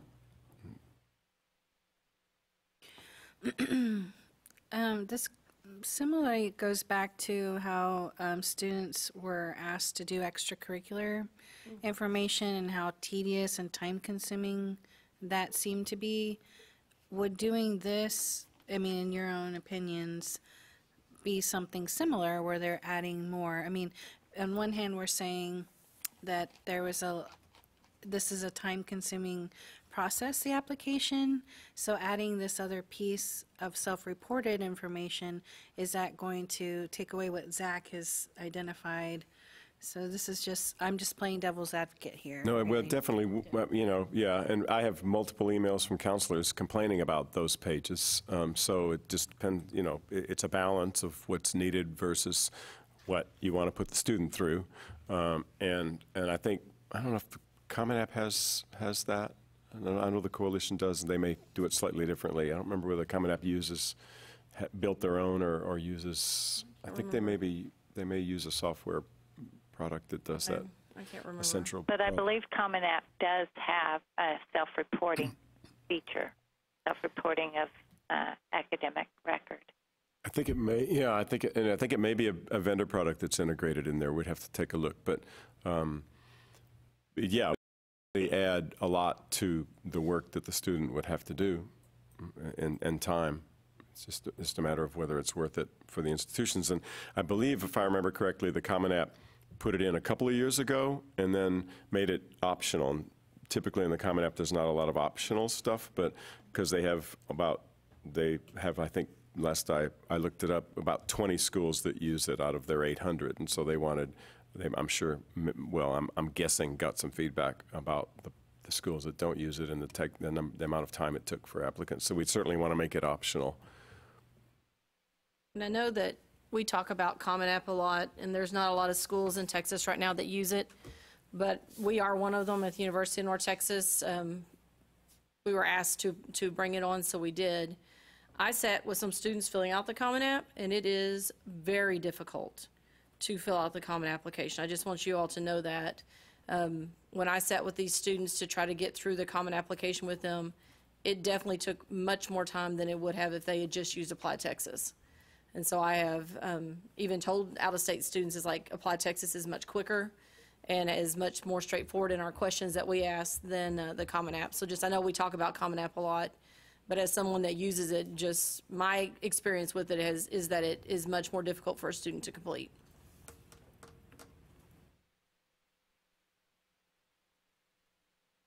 I just think you need to be aware of the strategic plan is to help create this as an efficiency, or create more efficiency with students applying and adding something else. you'd really have to outweigh whether it's of value to do that or what benefit it is to the student in the process. So if it cuts down on admission decisions, then that's a great benefit. But if it's adding another barrier to a student applying, that's something that you all were trying to refrain from. So just keep in mind when you're adding something, what are you compromising in that decision? I think that, go ahead, sorry. Thank you. This is Michelle Hill. In the scope of things, if I had my wishes, it would be more beneficial to me if we would focus on creating a repository where you can get the academic history electronically and it integrates into your system. That way, a student can, in my opinion, opt to have that information available to the university in which they're applying to, as opposed to self-identifying, if I could get my way for a day. That's what I would prefer, spending the resources and the time to create that unified repository of academic histories and remove the challenge of a student having to self-identify or even having to go to a counselor to get a transcript submitted. Well, that's another good point, Michelle Hill, because one of the things that we have done and moved forward in legislation is the trying to get institutions to use the existing TREX system that does do what you're asking. Which would be easily integratable. The only thing that's the problem is I think we're just trying to make the legislators understand that there's an existing system and we're trying to get everyone to use it. Right now, as you all know, and we've had some discussion here in prior meetings, that school districts, we can't, as an agency, we're unable to mandate things of high schools because that's not our area. So what we have to do is we would have to make it a way for the institutions to be able to accept this. And they do, but there's some language that we have to do to be more strengthening the language for usage is what we're trying to do. So rather than recreating things, there is an existing system that does transfer more easily from my understanding. What I've heard is that the counselors have a hard time utilizing that system, and sometimes not all the information is available there. So that's some of the things that we're struggling with.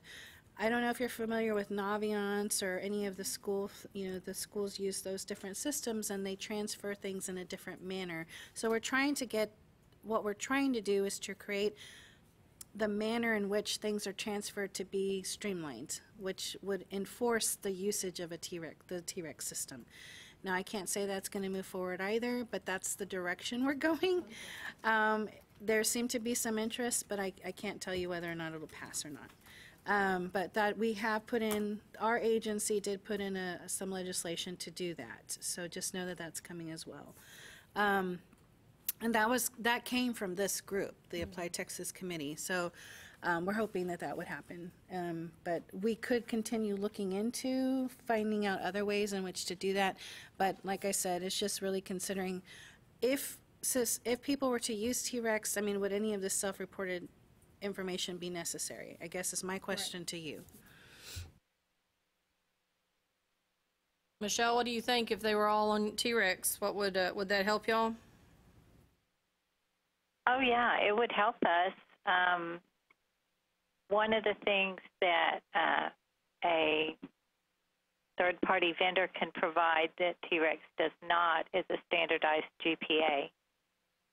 So that would have to be built on our side if we were to do TREX. But the truth is, TREX has been out there for how long? There's no chance.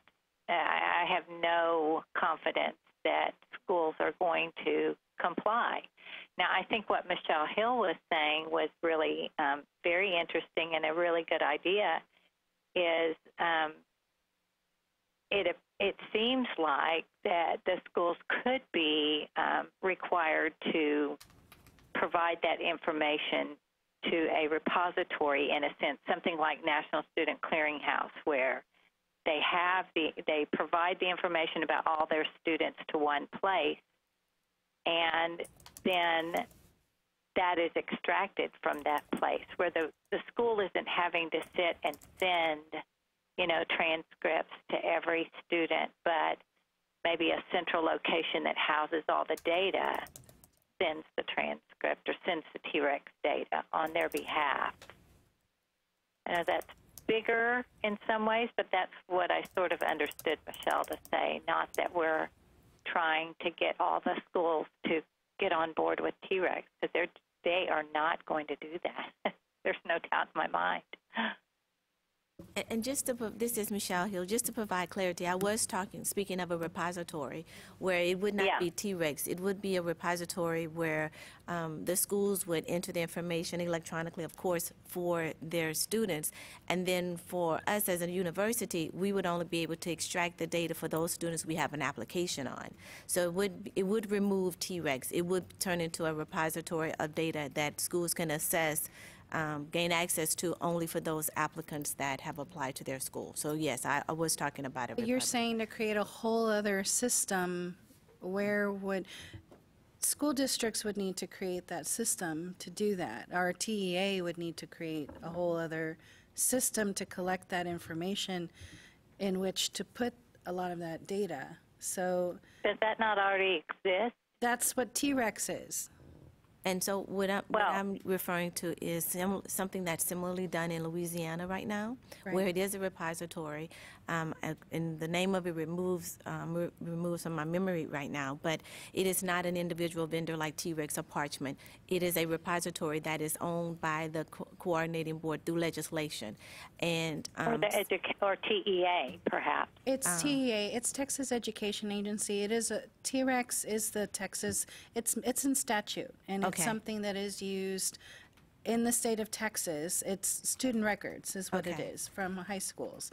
That's where your repository of data or information is, and essentially that specific system is able to transfer transcript data to institutions if it's requested by a student or counselor.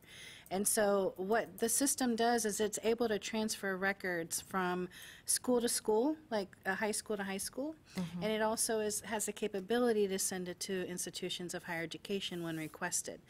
The problem is what Michelle had mentioned, that it doesn't have some of the information that other vendors across the state that school districts pay for.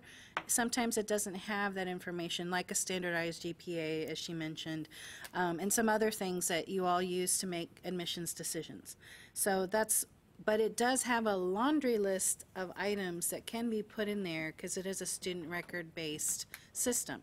So in essence, it is a repository, but it's through the Texas Education Agency under statute. So in this particular case, a student or an institution has to request the release of the information to the post-secondary institution? A student would request the information similar to a transcript or a counselor, I believe. Okay. What I've heard is the counselors have a hard time navigating the system, being able to transfer the information. We haven't really identified, and that's something that I'm really wanting to explore deeper, is the reasoning why the school districts don't use this system. Although when I've called TEA directly to get a lot of research, they say that 99% of their high schools use it. I do agree that 99% use it, but probably from school to school transfer, not from high school to higher ed. Okay. And so that's where this legislation that we put in place is, it essentially, the way we've worded it would, and we've made some revisions, so it'd be a supplement or committee sub, I'm sorry. We've reworded it in a way that it would require an action. So it would require the usage of it. And that's what Sheila was mentioning. Yeah, I just wish we knew why it was so difficult, if there was something that could be done that could help them. I don't know. It's just challenging why they're not using it, I think. I have a feeling that they might, secondary or counselors just enjoy the luxury of that vendor piece if they have it. Not everyone has it. But if they do, they just think, okay, I've got this done, I've got that done, and it's easily transferable. I don't think they know that you all, admissions, has to manually enter that information. And so it delays admission decisions when you're having to manually enter for everyone. So I think there's that disconnect, which we're trying to get to the bottom of by trying to make more people utilize T-Rex. I think that's what it's called. I apologize, I don't know it, because I think it is called Repository of Student Records or something. Well, what I was talking about was a little bit different. It wouldn't require any action.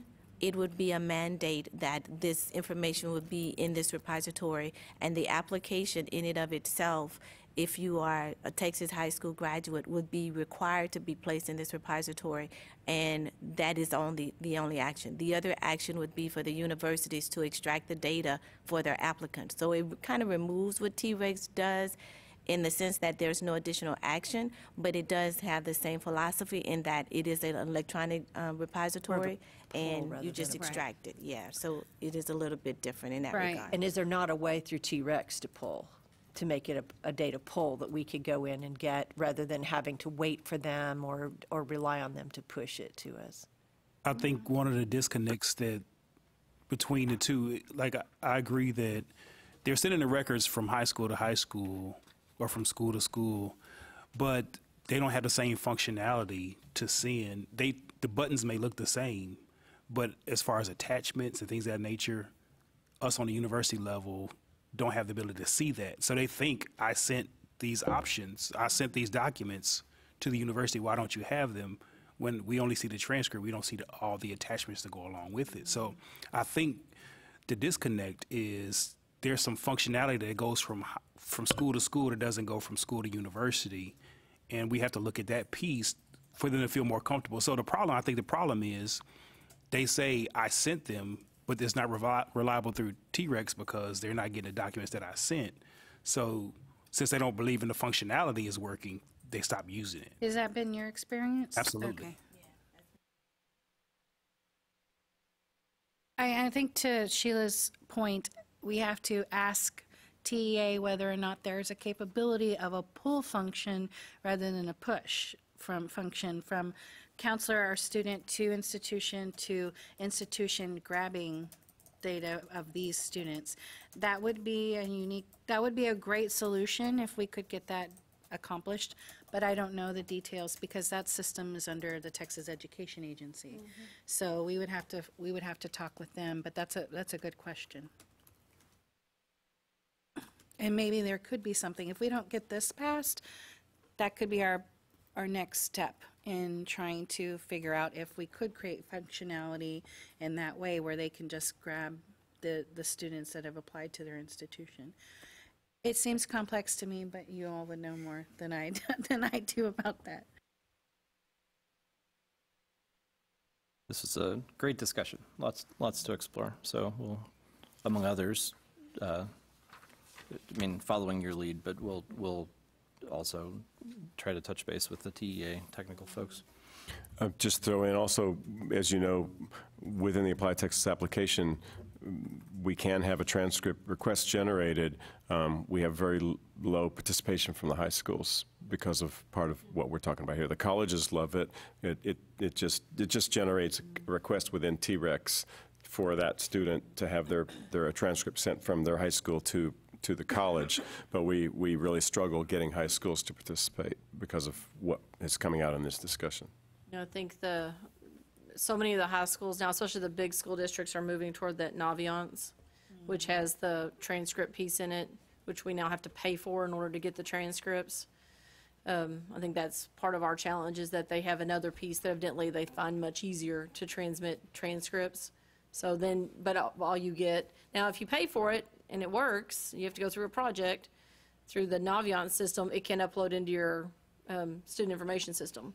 So that's what UNT is trying to do now, but we have to now pay for that service to get those transcripts, whereas some schools just told them we're not going to take the transcripts that way at all. So, and also I did. Yeah, and it's, go ahead, Michelle. It's not EDI. That's the thing. T-Rex is by far preferable, but and I really like what Michelle Hill is saying, that perhaps if Applied Texas could manage like they're doing with T-Rex, where a student could say yes, grab my request my transcript or my high school information, but if that request then could go and cause that information to be pushed to us instead of the schools having to intervene and do anything. It would be wonderful. But TREX is, and because it's coming in EDI, is preferable. Even Parchment or Naviance Parchment, their documents are coming PDF, which does not solve our issue of getting the actual coursework data into our student information system. They claim they can send EDI, but that's only if the high school is sending EDI, and it's not happening. I believe the legislation was that we proposed is going to try to have similar formatting so that it is not a disruption to admissions offices. So I believe that's the way it was written, but we can discuss more offline. But I like these suggestions, and we will consider them as we're moving forward with legislation. So I think what I heard are sort of emerging maybe two different initiatives. One is making TREX maybe more usable and used and integrated, and the other is self-reported. Out of curiosity, I'm curious both how you would prioritize the TREX flavor of that and the self-reported flavor, because I imagine there might be use cases for self-reported even if the TREX stuff materializes. I don't know, but it would be nice to prioritize each of those. This goes back to you all as a committee, because just keeping in mind what Miguel mentioned with Zach's information, you're adding a big piece in asking students to add more. You're adding more to your application, when I thought the goal was to lessen or help assist the student in less word count and things like that. So just considering that, you don't want to put in something that's contradicting one thing. But again, or looking at the value of what you're asking. So as to Graham's point, where do you see this as a high priority, something that you want to push forward, or a lower priority? But just keeping in mind of what the work that Zach's been doing, how that fits in when you make your decision. And just to add one comment from University of Texas at Austin, I see it as kind of a split thing. So for those people in Texas, 100% would prefer to have TREX work better than what it's working right now. For out-of-state students, obviously there is no TREX. So for those students, it would be great to have a self-reported academic record. Right. So if somehow you could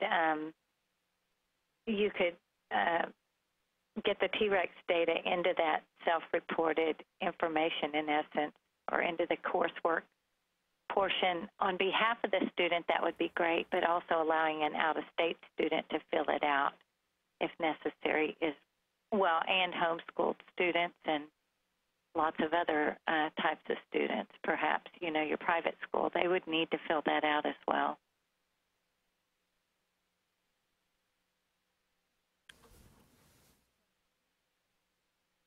Sorry, the bill number for that legislation? Let me look it up really quickly. I think it's 495.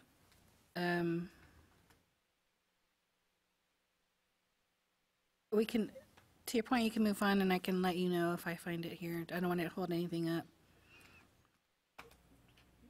Well, so it sounds like both of these are valuable ideas. I think it would be helpful to do just some rough prioritization of the TREX end of this and the self-reported end of this. It sounds like each of them can be valuable, but they also are sort of separate things to prioritize.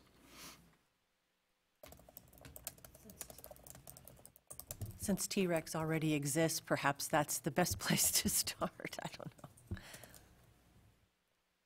Trying to make it better, anyway.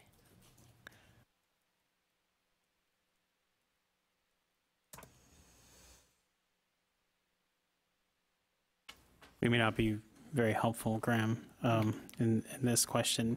It's kind of hard to assign a priority without kind of getting the idea of everything else, without thinking about everything else. I mean, I would say that if TREX is something that is actually doable and we can make a difference with that, and that's something that we can do over the next year, I think that anytime we can make TREX work better, that's an awesome thing. And I would say that would be a high priority. Now, would I put it at the expense of anything else?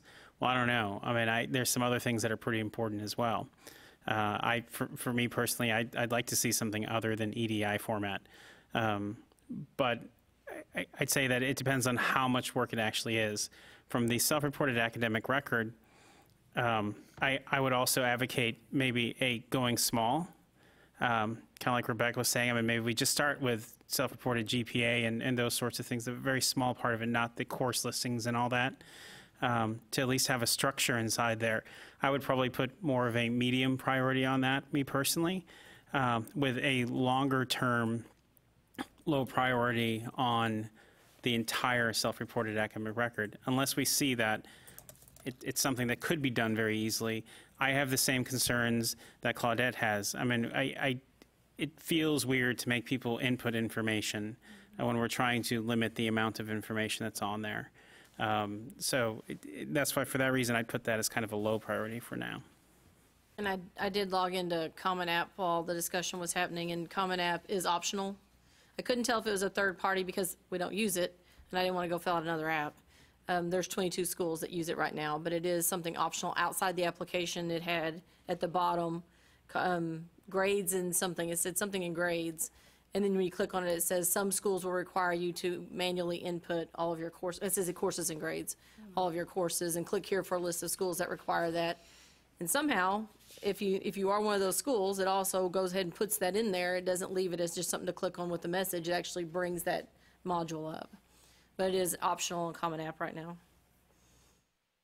And the House bill is 4324. House Bill 4324.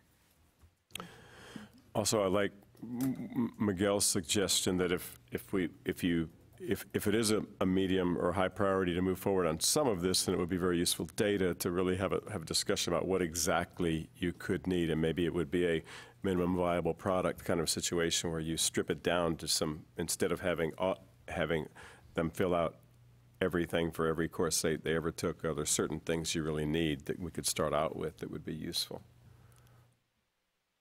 I agree as well, because that's a lot of information, and then it becomes a question of you having to scrub that when you do get an official record. So what is it that really, in the scope of things, is germane to you moving forward, and what is the least impact on the student's experience when trying to complete out? So I agree with him as well.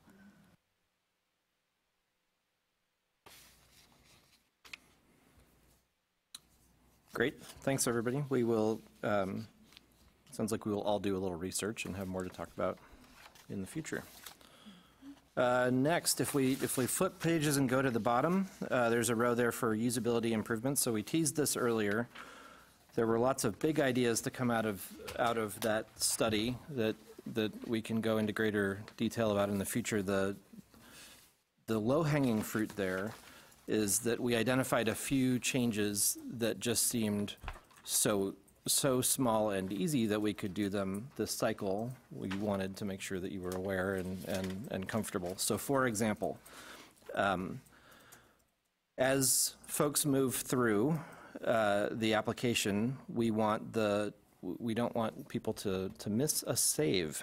And even more ideal behavior would be to not need to explicitly save, because it would auto-save for you. But as a first good step, we want to make the save button more prominent so that folks don't put good effort into capturing info and miss the save. Also, for those fields that are required, we are writing out the full word required, and this is a leap. Let's call this our first concession to a bilingual application. We could move that to just be an asterisk. But it'd be a little smaller and is kind of a pretty common use of asterisk to indicate something is required. Then if somebody fails to fill in a required field and tries to move on, there would be more explicit feedback saying, no, you really need to provide information for this field. So those were just very small things that we thought we could do quickly. Anybody have any concerns or questions? Great. And on the next page, let's see. Disallow manual entry of school codes by applicants.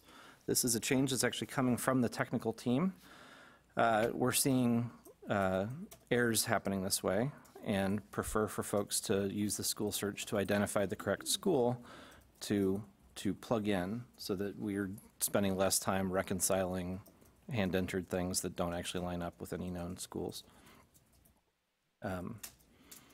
There is a feature in the school search if somebody truly is searching for a school that we have not yet identified in the system to identify that it isn't found. I'm guessing I would ask the team to weigh in. I'm guessing in that case they would have to interact with the help desk.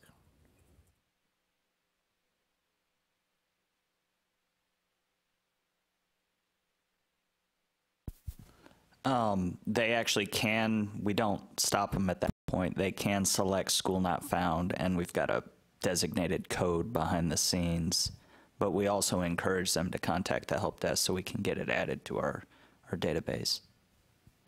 So is this in reference to some of the schools that have continually email us and saying our schools aren't found or something? Is this what?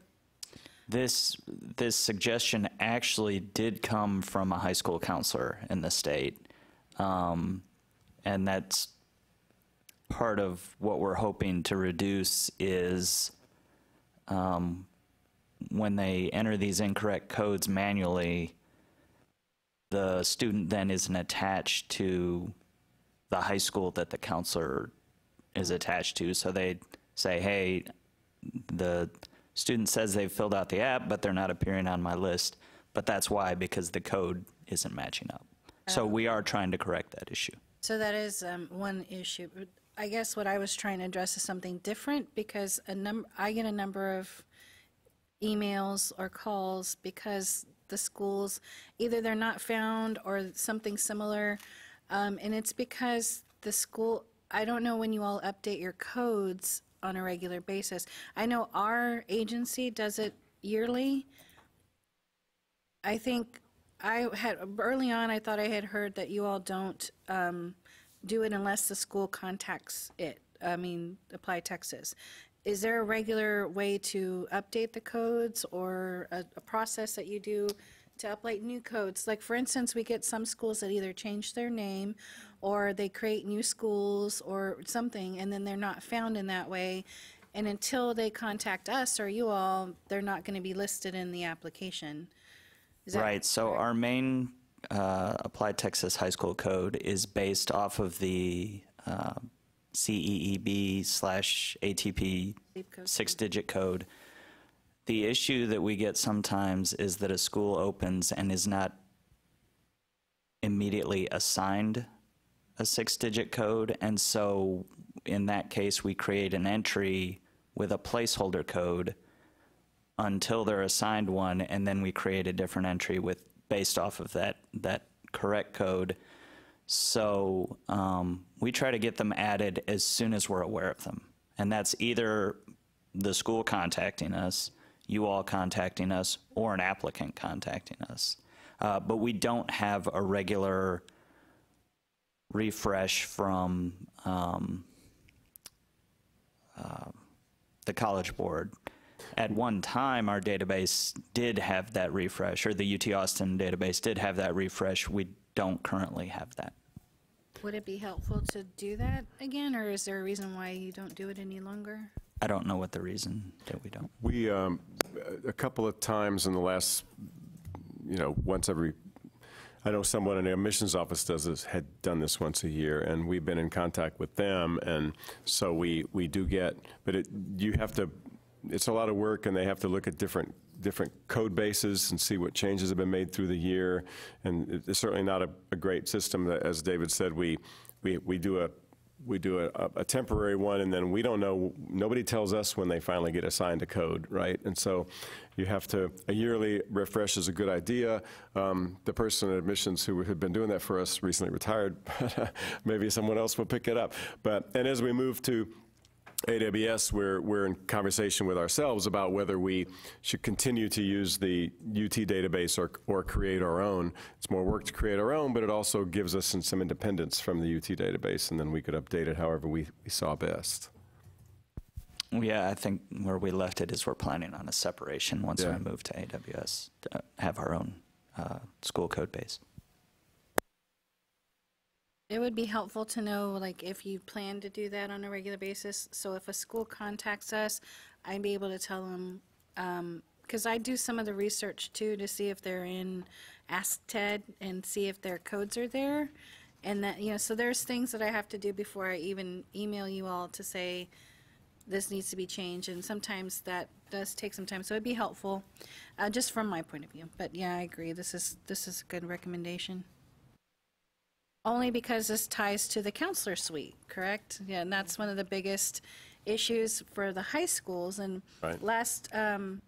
last meeting, I gave an overview, but I did explain to you all sometimes if those codes aren't matched, the high school is matched by codes and not by school name. So whenever it's identified by school, I'm sorry. So if the codes aren't correct, a counselor won't find a student in their records and say, well, this student applied and to these schools, but they can't find them in their records because of it's mismatched and not matched at all, right? So yeah, it's more so for the counselor than for you guys, but it would be helpful to know.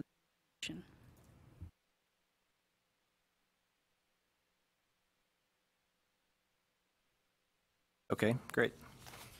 I have one more thing that I wanted to go back on the dual credit residency thing for the record.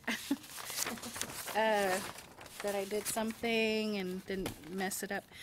The dual credit students in residency, I did talk to my colleague who oversees the dual credit, and we did go back through some things from our general counsel, and it does appear that those questions, residency questions, I did find out that they are not intended for current students. They're only intended for students that have graduated. So I know there was some discussion about trying to do skip logic or something to bypass those residency questions, because from what I had understood at our last meeting, the questions are difficult to answer for students that are in dual credit. So if there is some sort of way to bypass those questions, that would be helpful for those that use this application for dual credit. The only thing is, from my understanding from Tim early on, is that a student, institutions have to actually have that question on in the application, and some do and some don't. So when I mean turn it on, that the administrator of the application at your institution would have to select, is this application being used for dual credit? And some institutions do not have that question on. So that's where things might get a little sticky if we do choose, or if you all do choose to add some sort of skip logic to bypass those questions, but it's just something to think about. And so I did find out for certain that if you want to use the application for dual credit, they could bypass those questions or not have to answer them. So that's interesting, because we were always under the impression that everyone had to use the same questions for residency regardless. And we don't use our app for dual credit, or for, current high school students, but because it's so long and they push back, the on-ramps and everything. So we're using a different methodology to get them into the system, but we're super concerned about how do we report whether they're citizens or whether they're on a visa or whether they're House Bill kids, undocumented, if we're not. I mean, it's a lot of questions to ask, and we're trying to figure out how to manage that. So it's interesting to know that it's not intended for them, and so how. Right, the questions are not intended for that population. That's what I've had from our general counsel. So that's just what. Can we change it then? Because, we've always been told, I do residency at TAC, and so we've always been told we can't change the questions, we can't modify that, yeah. Can't change the questions, no. For that, but if it's not intended for this population, we can change it and make it whatever we want. Is that what I'm hearing? No, I think the question at the last meeting, and you guys can correct me, was the fact that there was confusion on how to answer those questions because a lot of them didn't feel that it applied to that population. What I've received from our general counsel, or that I've gotten from our dual credit colleague, did say that those questions are not intended for dual credit students. So if you wanted to put skip logic in to bypass the residency questions altogether, that's what I thought was the recommendation for that piece, for dual credit students only. Yeah, we had talked about, what we had talked about was adding a question that would reroute students back to where we want them to go. So it's like you said, it's skip logic. So if they answer dual credit, they could skip to another place. Because I think that started out about, they don't know what to say about they were enrolled the last 12 semesters, and that throws them into the full residency, our last 12 months. Yeah. Just for clarity, what if you had an out-of-state student who also participated or earned dual credit? Would we not want those questions to be asked, or is there some logic built in there that says that this dual credit was earned outside of the state of Texas? And this is because I don't know. That's the only reason I'm asking. For us, it's not necessarily an out-of-state student. It's really more being able to identify and then report through iPads, I think, whether they are a citizen and whether they are coming in under the House bill, that undocumented provisions, with the affidavit, which also says I've been here for, 36 months and 12 months and that whole thing. But this was for dual credit applicants, so students applying to take dual credit at your school, and not the students that were transferring in dual credit. So what I have here, it says, she says she didn't see any requirement to use the core residency questions for dual credit students. Those questions are meant for entering students or entering freshmen. And we looked through, you'd probably have to look through your own MOUs, but that's the response from our general counsel and from my colleague who oversees dual credit.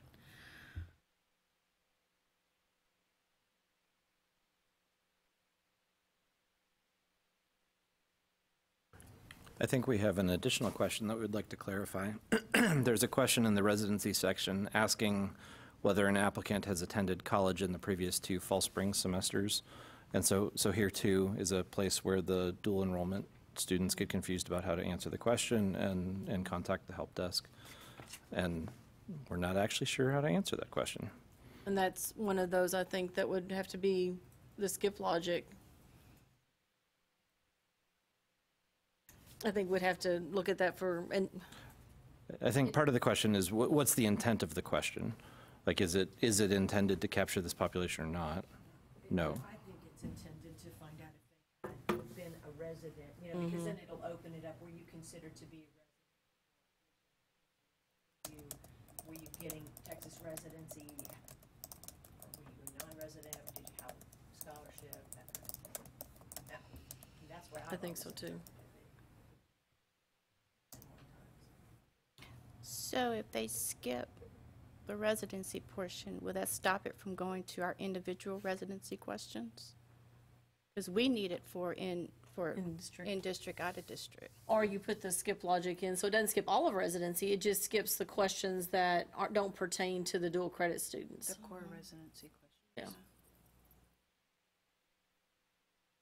Okay, yeah, you're not talking about custom questions, you're talking about other questions in that residency section that we would want to know which ones to skip and which ones not to skip, I guess. And also we have an issue of identification of dual credit students. We have a switch where if the school participates in the switch, that we ask them, but some schools who take dual credit apps don't use the switch because they don't like the wording of the question. It may be confusing for their population. So I think we've added an audit that tries to identify dual credit by the fact that they are attending college before their high school graduation date. And so if that's a reliable audit, and if we know that bit of information and we have the switch for those who participate, we might have a pretty good way of identifying those who are actually dual credit. And then because the residency comes later, right? And then we would know at that point. So if we kind of knew which questions not to ask, then that's something that the team could look at. And it would solve this other problem too of that Graham just mentioned. Not knowing how do I answer certain questions, they wouldn't get asked.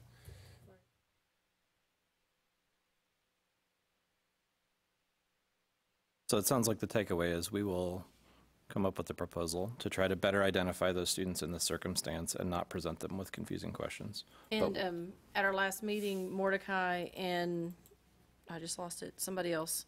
Oh, Becky Griffith said they would actually be a small subcommittee to look into this so we could reach back. I don't know if Mordecai's still in the committee? Okay. I know Becky is, or Becky's going to be. So I know I had listed that the two of them volunteered to give feedback. That's excellent. Thank you. Mordecai and Rebecca are both continuing on for next year, so they're not cycling off. They'll be here.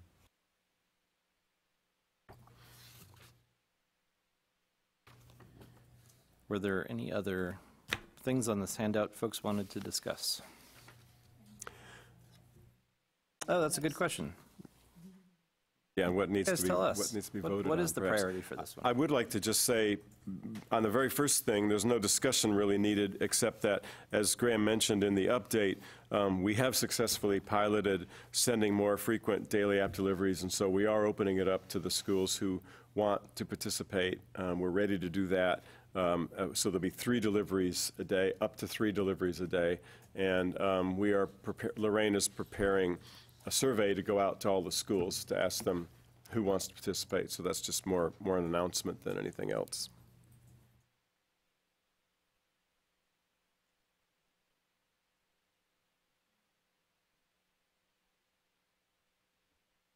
So what priority do we want to put on this particular, the dual credit students in residency? Anyone have a priority you'd like to assign? Probably depends on how many dual credit students you have.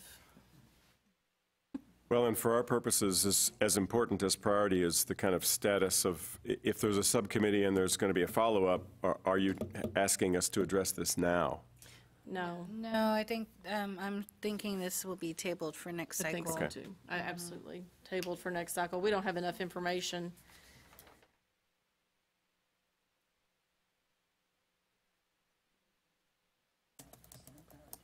Great.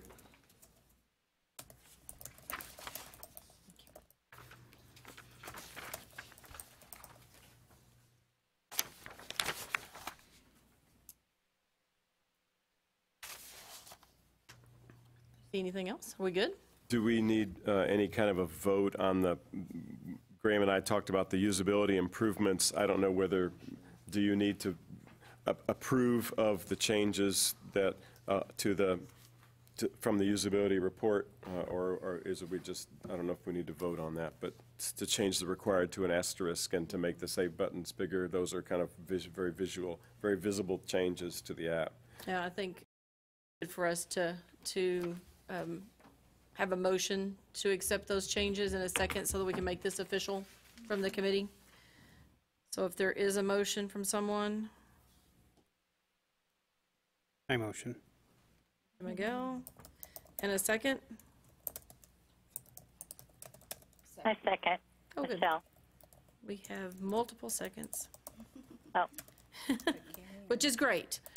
All those in favor, please say aye. Aye. Aye. Aye. Any opposed, same sign. Okay, you've got our approval for those changes. Thank you very much for bringing those forward. I don't think we don't normally vote on priorities, so I think that was the only change that we have put through for this time. Okay. Yeah, that's a good idea. We were trying to decide if there's anything else that needs to be voted on. I think that was the only thing, unless someone else recalls something else that we said we're going to definitely do. It is 11:28, according to the clock here in Austin. Should be about the same where you are. We have a couple of additional items left, but I don't know about the rest of the committee, but I could use a short break. Yeah. So let's do about a 10-minute break, which brings us back at 11:38. And then we're going to discuss the Apply Texas Speedy meeting. Just anything we need to fill in from the last time. We did a good job last time, but I think we have a few questions to fill in. And we'll be done pretty quickly after that. So come back in 10 minutes. Thanks, everyone.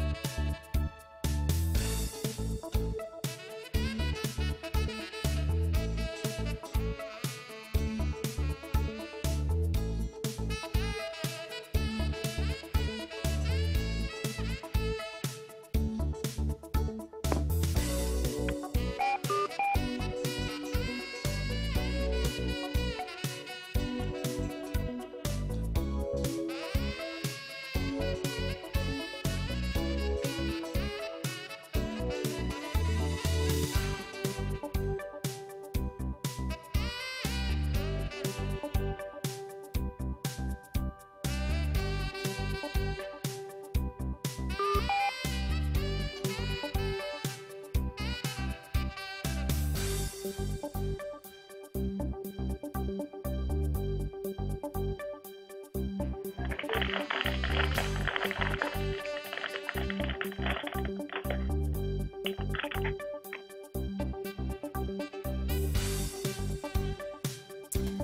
we missed the mark by 1 minute, but we're going to call us back now for the remainder of the meeting.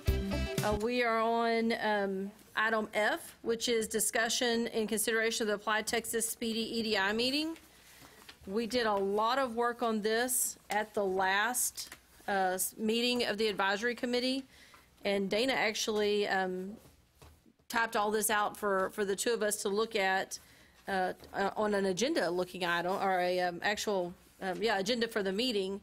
So a lot of this we have set already. Just a few things I wanted to ask. If anyone has decided that they would like to volunteer to do any of these sessions. The meeting is going to be July 17th, 2019. For those of you who are familiar with TACRO, it will be between the two summer meetings for the 4-year schools and the 2-year schools. This will fall right in the middle of those two, so that both groups will be able to attend, just like it was last year. We have set up, I'm looking at it very quickly. We start with a welcome. We go to current session 1, which should be right after the welcome. And we're going to start with our Applied Texas updates. And that, Graham, we added you. Great. Congratulations. And Miguel, we have you as well to give an update from the planning committee at that point, the strategic planning committee. We'll follow the updates with a quick break, go into concurrent session number 2, which had the Applied Texas for Newbies. And Debbie, you had volunteered to do that. Is that still good? Yeah, it's going to be me and Madeline. Oh, I think it does say Madeline. It does say Madeline as well. Yes, so thank you all for doing that. And then at that same concurrent session, we're going to have customizing apps for advanced users. And Michelle Walker, you had volunteered to do that. Is that still good? Is she back? We lost Michelle, so we're going to say yes. Sorry, I didn't unmute myself. I said yes. It's good that you were still there. I was about to volunteer you for a bunch more things if you'd stepped away. No, I'm listening. Michelle, I have Sarah's presentation from last year, so I'll forward that to you. That would be fantastic. Thank you. Great, and thank you for volunteering to do that. We'll go straight from concurrent session 2 to number 3. And this is one where we had talked about doing a session for the 4-year schools, a separate session for the 2-year schools, and a separate session for grad. We had dropped international, unless we want to bring that back in. We did not include international this year, unless there's some discussion about bringing that back in. In the past, we've done grad and international in one session. I do not have presenters for the 4-year or the 2-year or the grad at this time. Is there anyone that would like to volunteer or has someone we should contact, an idea of someone we could contact to do any of these sessions? And then there was silence. Can we, I'm not sure if I remember what the context of these sessions were. Is there any plan on what should be discussed in these sessions? It really depends on who runs the session. I know last year someone from UNT ran the 4-year session, and she said it became more of a discussion of how do you do this or how do you do that, how do schools handle different topics. In the past, we've also had someone come in from a particular university and talk about how they walk through things as a 4-year school, options and opportunities. So it depends on the presenter how they would like to do it. She had hers is more, she wrote and she sent out an email and asked for questions. You know, our topics, things you'd like to discuss during the session to the 4-year folks, is what she did last year. I don't know, Dana, did you do the 2-year last year? How did you run yours? Yeah, I just ran it like a hot topic session, yeah. But I think from the feedback, they want more of, you know, how do you do yours, and as opposed to open it up for hot topics. So I don't really download our app, so I kind of couldn't talk on that part. But if there is a 2-year institution out there that would love to just say how they do theirs or the quick tips and tricks that they use to do their apps. That would be great.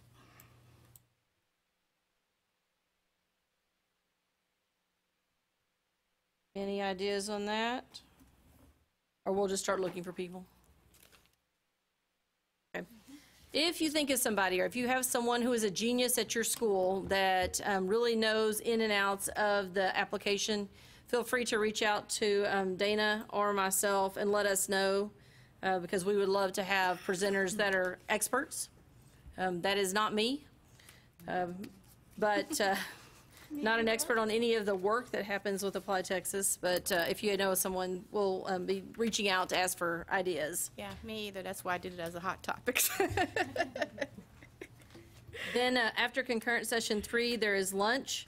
If this is the actual meal we're having, it looks delicious, as you've actually even put in a meal. No, she did that. Oh, Melissa did? It looks delicious, so be sure and be there. Chicken again. It is chicken. It's always chicken.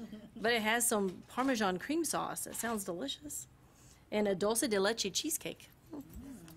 Doesn't that sound good? No, we haven't had lunch yet. After lunch, we go into concurrent session 4.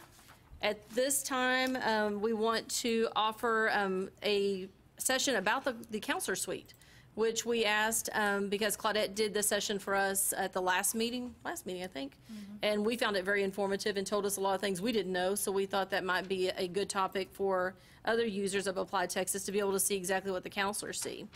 It's during that same session that we're also going to try to get the panel together of counselors.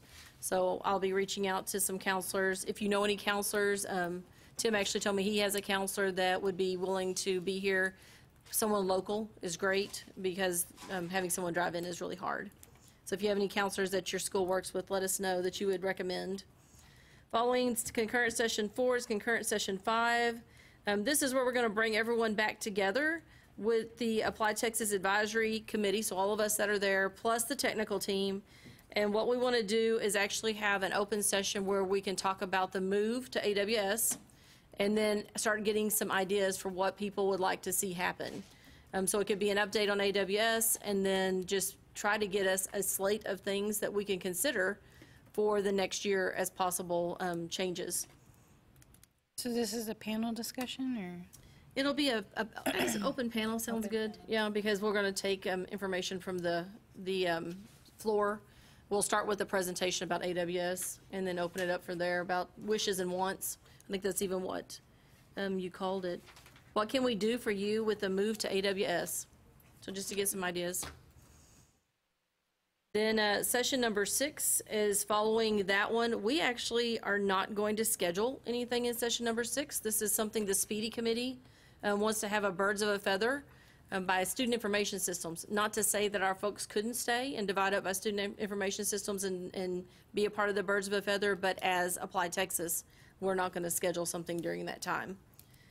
And that would end the day, so it would end either at 2:50 or 3:50, depending on when the folks wanted to leave. If they didn't want to stay for session 6, they would actually be completed at 2:50 with a start time that morning of 8:30. So 8:30 to 2:50 is our planned time for that day.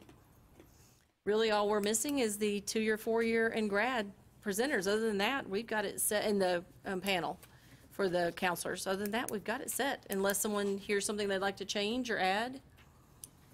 So for 5, are you saying that you actually want the committee members to like all be up front, or are you just going to be in the audience, or I'm not?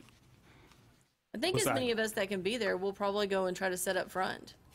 That was it. It does 2 things. It gives the audience a chance to see who the members are, which oftentimes they say they don't know who we are. So they'll give us a chance to actually see us. And then also we can all be fiercely trying to take down questions or give feedback when we understand what they're asking. Additionally, I think one of the things that Claudette brought up in the last meeting was that we don't have a lot of participation from other schools. I think this might be an opportunity if they see the whole committee up there, and maybe if that's talked about, opportunities to join the committee and things of that nature, that might be a good opportunity to solicit some of those things. That's a great idea. Session. I was going to save this for later, but I'll bring it up now.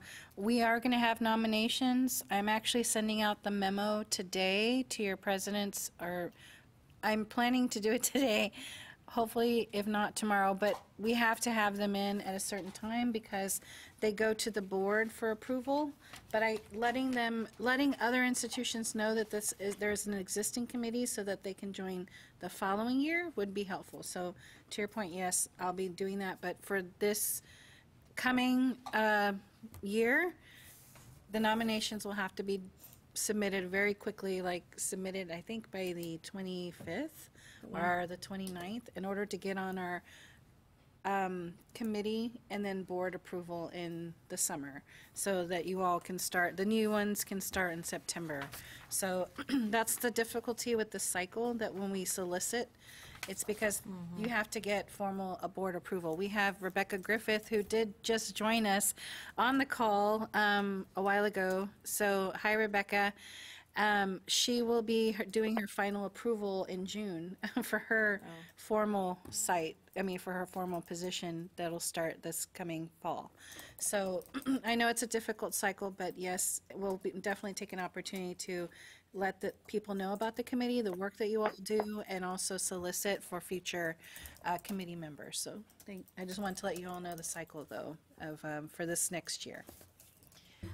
Just for clarification, the meeting is scheduled on July 17th. It will be held here? It's in Austin. It's in Austin, okay. And we're at the DoubleTree. Okay.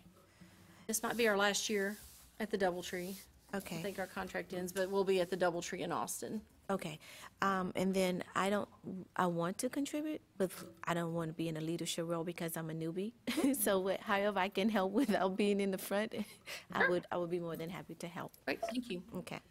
It'd be good to know who all plans to attend on the 17th, so we could make sure that we have you all have the representation. Mm-hmm. Who on the phone is going to be able to join us on the 17th? This is Becky, and I'll be there. Thank you. This is Angie, and I think I'll be able to be there. Perfect. Michelle will be there since I'm presenting. Thank you very much. Debbie will be there. Also presenting, thank you. Madeline will be there. Very good, because Debbie would be lonely without you. This is Dan Garcia. I will not be able to attend. Okay. Thank you, Dan. This is Tennille. I will be there. Thank you, Tennille. And this is Christy Urban. I will not be able to attend. Thank you, Christy. We'll miss y'all that can't attend. In the room, Michelle Hill will be there. Miguel raised his hand like a good student. Kevin Davis will be there. Graham Chapman will be there. Claudette will be there. I will be there this year. Yay! Dana will be there. Okay. Oh. So. Target X conference. And Tim? Yeah. And team? Yeah, that really is good. That's great representation from the committee. Yes. That'll be great. Thank you all. And not hearing other changes to the schedule, that just leaves us with our agenda item G, which is discussion of potential agenda items for our next meeting date, which will not officially be until the next academic year. So we usually try to meet in September or October once things settle a bit. But before we get too far into it, into the semester, because our target, for those of you that are new, our target is to have proposed changes to the technical team by December, so that they will have time in the spring to work on things and also suggest things back to us in the spring that could maybe be placed into the rotation. So let's actually, it's hard to do agenda because we don't know. Right. We don't need to do the agenda at this point.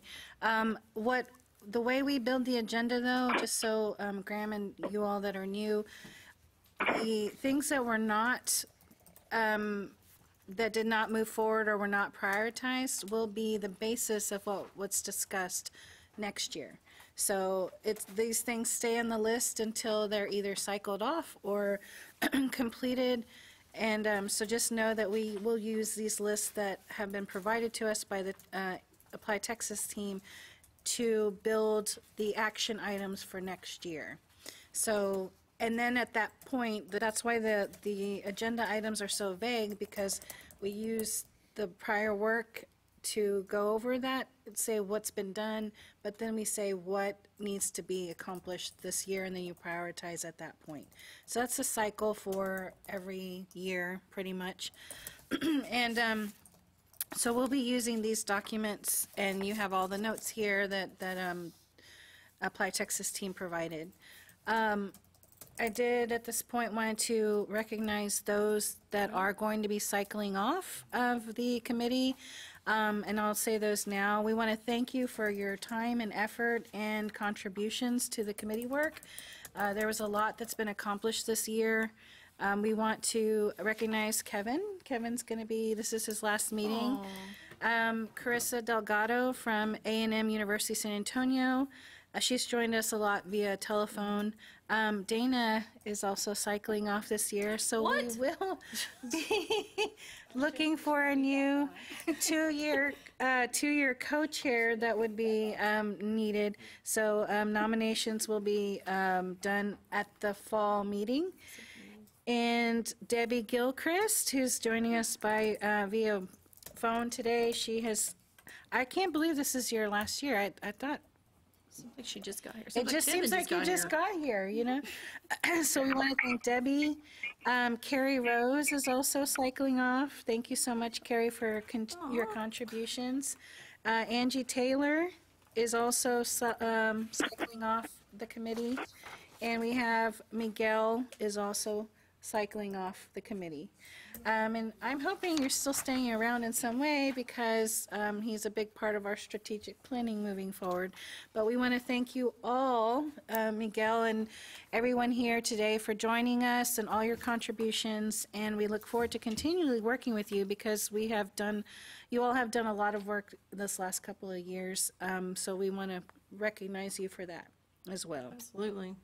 It seems like everyone just got here, and it's already time to say goodbye. But thank you all for being a part of the committee and for your representation of the entire body of universities and colleges as we try to make Apply Texas better. Appreciate y'all's attendance also and being an active part of the committee. And as I mentioned, I'll be sending out a memo. So there is an opportunity for those of you that are on to serve an additional year. It's for some reason the rules are read a certain way, but if you want to serve one additional year, you'd have to let me know that if you're in your last year right now. So that's the only thing. It's a weird clause.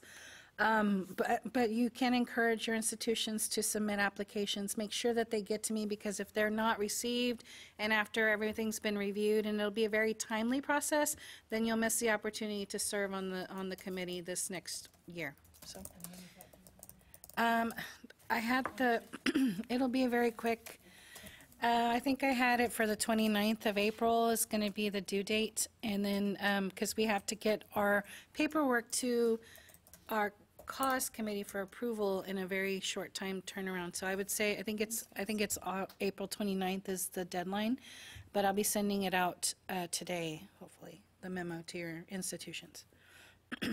We're going to give you back some time. Yes, I'm glad. That's why I'm happy. Claudette, would it help you guys if we talked a little bit about what might be the best timing for the committee, late September, early October, so we can get an idea of when we'd like to meet? Because I know none of us want to meet the first week of September. No. So timing-wise, for those of y'all who will be with us, when would be good time to start looking to set the first committee meeting? I know, like I was kidding about the first week of September, but I know that it's not going to be then. So late September, or do we want to push to early October? Are there any- Part of this, I think, also has to do with availability of this room. Yes, right? I Is want it to give something her you need to some, look I at? want to give her a Okay. block so she can Yeah. start looking. Any conferences that we need to know about during those times? I don't think anything happens late September, early October. As we get into October, we do have some conferences that start popping up. Only thing that comes to my mind that would be of concern to me is ensuring that it can be after the census date. I think you have NACAC at the end of September. That's what I was thinking, oh, I need to look at that. I was thinking it might be farther into October. We need to check that. I think it, I'll Okay. look. Yep, let me look, I'll look. And you're talking 20th census? Okay. I have to count 20 days from the first day of school. We're looking, Michelle Hill had mentioned census date, getting us past census date. Okay. 2019, Louisville, yep, 26th through 28th is NACAC this year. Yeah. That's true. How many on the committee will be going to NACAC? We don't know about the ones who aren't on the committee yet.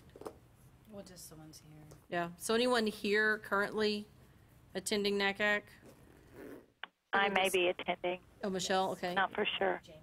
Okay, I'll say, so Tech does, okay. I haven't gone in a long time. And she did, yeah, I see it on her calendar now. Okay. So that's 26th, 27th, 28th, we just have to mark those off. Michelle's looking for their 20th class day. Does anyone know your 20th class day by chance? That's what I was asking.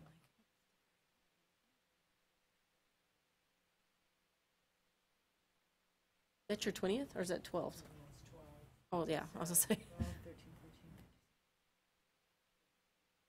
Around the 23rd. I think we're gonna look early October. Yeah, early October is probably the best. Yep, I'm thinking early October, maybe first couple of weeks. Because we'll want to sneak in one more meeting before the deadline. To try to finalize, here's the projects we know we want to move forward. If possible, I would prefer not the week of October 14th, because there is a conference that week. Okay, yeah, I'm thinking the first 2 weeks, Great. if we can get the rooms during that time. How about October 7th? Well, we'll have to, Claudette will have to check the rooms. Oh, she's looking at it already. Look at her go. She can only go as fast as the technology. Personal computers. She always can.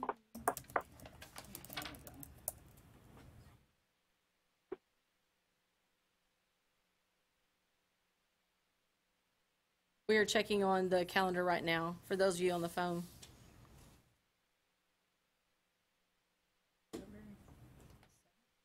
That's what Becky recommended. That's another Monday.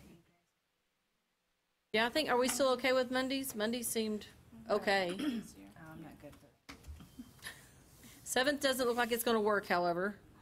Not for me. That's a problem. Yeah. Let me see what's available. Is the last day of September available?